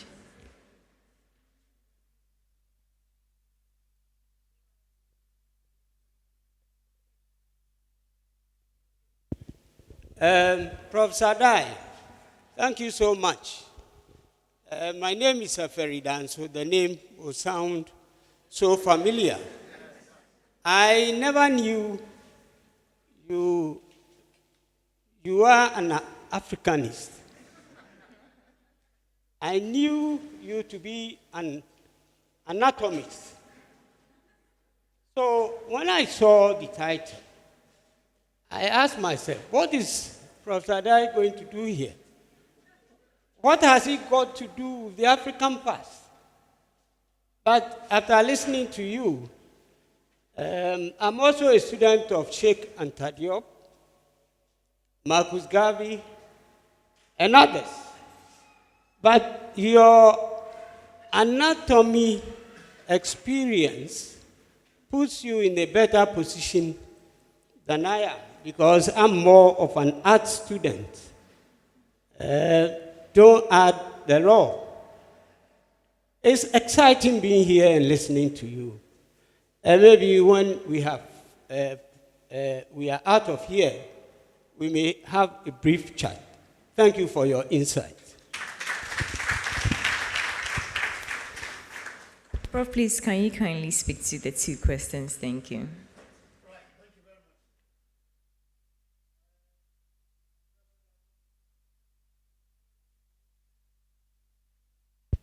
Certainly. I'll say very well. We'll continue. Thank you. I think the point about the children's hair, I'll come to that. But before that, I think my co-presenter also posed a question towards the end as to whether we can do some work on the hair to see what these agents that are used have on that. We've done some bit of it. I suppose we published, I think, 2019, looking at the chemically relaxed hair and physically, sometimes physical stretch. And then we compare that with, untreated, right? And obviously, the difference is vast. Once you use all whatever it means to straighten the curls, it becomes very brittle. It breaks off, So at least we've done that bit. But I think you also said that now commerce has seen that people are keeping natural hair, so they're coming out with products. So that's another area to have to look at, what they are bringing up, right? So I think that's what we can say concerning that. Now, that is a very valid point. But as I said, we all have some things we need to unlearn, relearn, and then, act on that. We all have that. That's why I'm still carrying my change of first name. Okay? So, when that story about the Achimota student broke out some time ago, right? I sat down and said, oh, this is just all misunderstanding. The school authorities cannot be faulted. They are applying rules that they are supposed to apply. But these rules have lived through centuries, and the people who left the laws there have changed their laws in their own places. They are allowing their students. When you go to the UK now, there's nothing like school uniform. Everybody goes to school in whatever they like. You know? Maybe we have reasons for keeping that. So we have to do that. You know? We have to relearn. And so maybe there's a point where we need to engage other people so we understand that the natural hair is the best protection for the child. In fact, the last time I presented, a neurosurgeon actually said that, yes, sometimes when you get children coming with injuries, if they have a good crop of hair, the injury is milder. You understand? So those are there, but the school authorities would not know. You see? And the mothers would also not know. Right? You know, in fact, that last presentation, I actually had pictures of some of our students. Provost, you remember? Some of our male students who have left their hair. I am sure, and I've been around quite a bit, 25, 30 years ago, if a student walked into the dissection room, I'd probably walk them out. Like have bushy hair, go and cut. But today I won't do it. You understand? Just as long as we keep it neat. You understand? So again, we need to educate and also not just leave it, because you know, when you leave the natural hair, you have to also go to the extra mile and make sure that you properly, keep it well. So we need to do that. So we all have work to do, So maybe PTA or whatever it is, go and tell them that, look, I've got information now that shows that, natural hair protects, and therefore we don't have to continue do this shaving, So that's something that we have to engage in. But sometimes the parents too. Long ago, when I was on some PTA, some of the parents will come and beg the school authorities that the child is going to be a maid of honor or something for a wedding, and therefore they want to go and perm the hair or do something to the hair. And that's again the thing. So now the clinicians will tell you a lot of women are having alopecia because of the way they are stretching the hair right from the infancy. It is not helpful. But we all need to learn, because yes, we have been brought up to think that when you stretch the hair and when you do all those things, then it's nicer and it's more like civilized, So we need to unlearn. So I agree with you. We all have some way to go, right? But seriously speaking, keeping the natural hair for the child would be the best, But then the parents must also ensure that just because you're keeping the natural hair doesn't mean that you go to school with the hair all over the place. Find some way of keeping it neat. And that's something that we need to do. So as I said, the purpose for this talk and talks like this is to alert all of us that whether by default or whatever it is, we have all been conditioned to look at things the wrong way. Can we now look at the science of it and then do what is right and correct it? That's what I think, that's what I would say.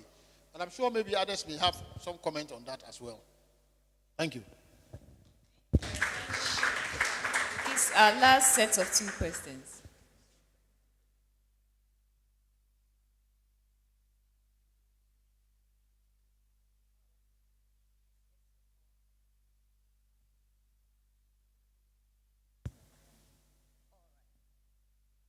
Since the room is quiet.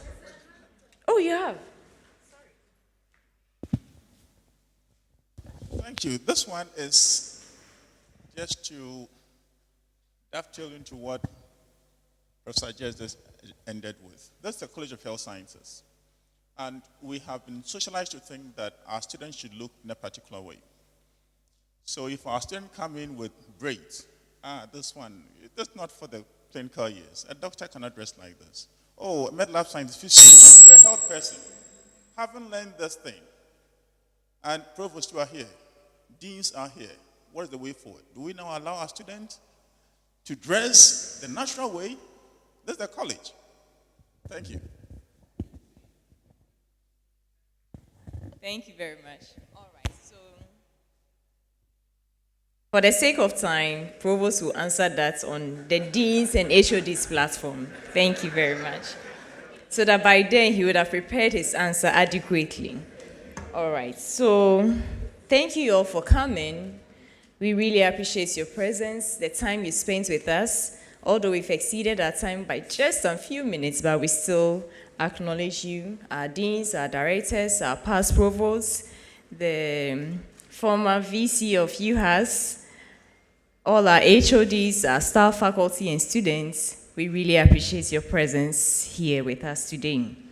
On that note, we would like to move on to the next activity on our program outline, which is a vote of thanks, and this will be delivered by Reverend Dr. Frida Insiful of Esbas. Please, let's give it a hand.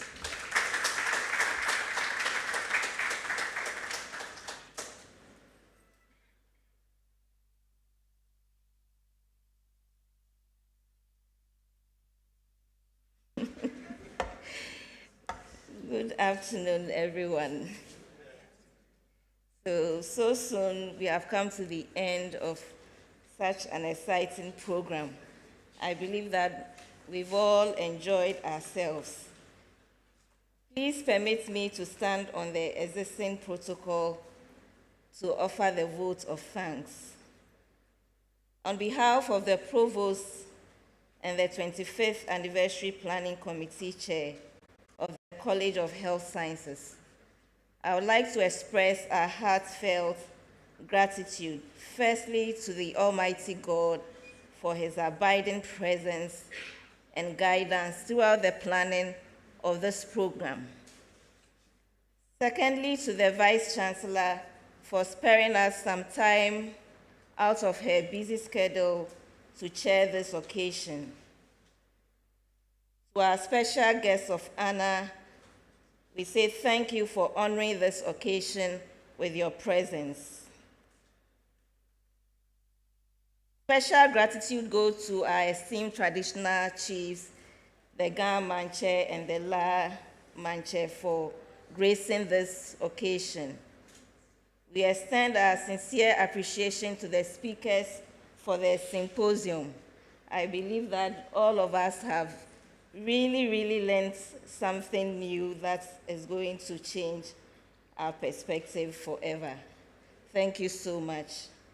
Your insight into the topic was so valuable, and we appreciate that. We are forever grateful to our the founding fathers of the college. Your hard work is paying off. You can see all that you toiled for is paying off. God bless you. And to the 25th anniversary and then the Symposium Planning Committee members, thank you all for putting this together.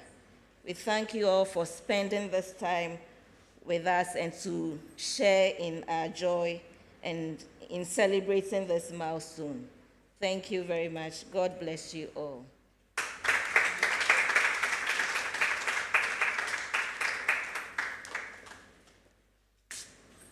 Thank you also for thanking us.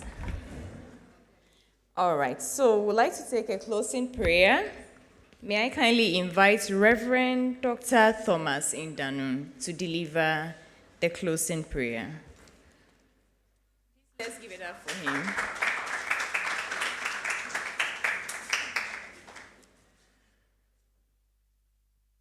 Before we pray, I think we should add a theological department to the College of Health Science, because the college has the greatest number of reverends.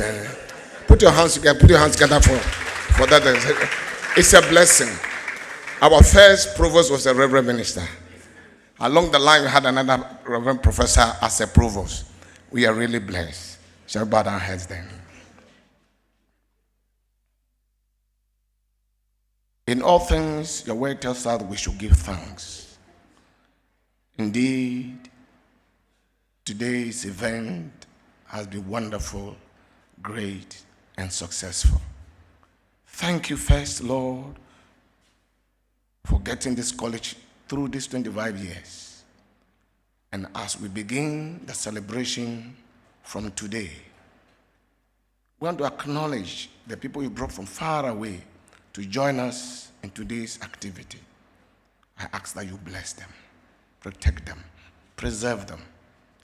As we start the celebration from today, we ask your divine wisdom, guidance, strength, support in kind and cash. And the Lord, as the events roll on, we'll be more successful than today. But I want to pray a special prayer, Lord, for our provosts, our deans, and our departmental heads, institutional heads, for bringing us this far. Father, I also acknowledge the fact that almost all of our provosts are still alive. Thank you for keeping them to see this day. As we are about to close and leave in this place, the favor and grace that brought us here safely will carry us back to our places safely as well. Let your peace rule in our hearts. Let the joy of unity guide this college and bless our university. Cause the college to grow from grace to greater grace so that we can impact our university and our motherland.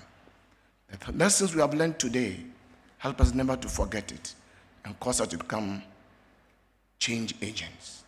Bless all of us who have been here today as you live here today in Jesus' name. Amen. God bless you. God bless you too. Please let's clap for him. Thank you so much.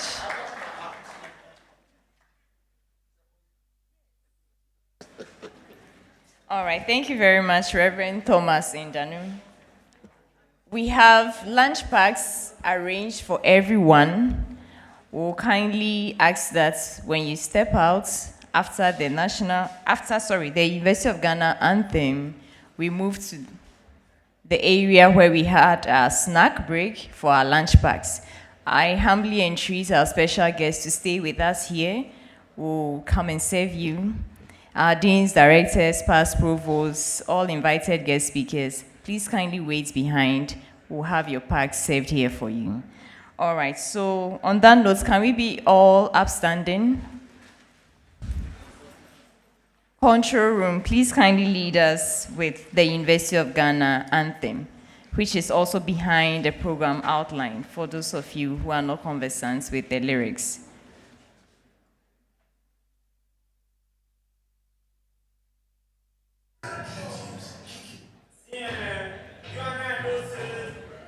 Please, UG anthem.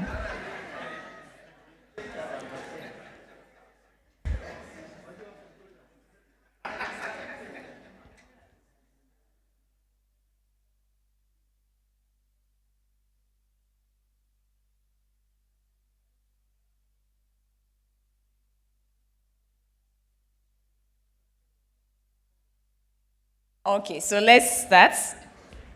I don't have a good voice, but we'll begin. Hail, University of Ghana, the nation's hope and glory.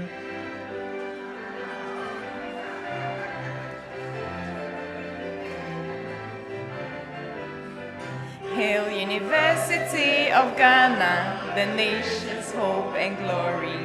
The place that bears the star of peace that bids us all to do our best. Let the great tower of learning inspire both young and old. May we proceed in unity to uphold the public cause. Arise, arise, O Lagos. Arise, O Lagos. Defend the cause of freedom. Proceed in truth and integrity to make our nation proud. Arise, arise, O Lagos. Defend the cause of freedom. Proceed in truth and integrity to make our nation proud. We ask for strength and wisdom as we climb the hill of learning. May we excel in whatever we do as we prepare to face the world with a mind ready at all times and a conscience free to feel. May we proceed in unity to uphold the public cause. Arise, arise, O Lagos. Defend the cause of freedom. Proceed in truth and integrity to make our nation proud. Arise, arise, O Lagos. Defend the cause of freedom. Proceed in truth and integrity to make our nation proud.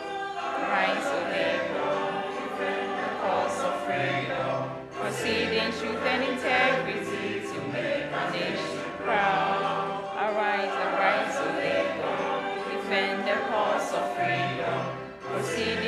and integrity to make our nation proud. Thank you very much. CHS at 25. Hip, hip, hip. Hooray! All right. Thank you so much for coming.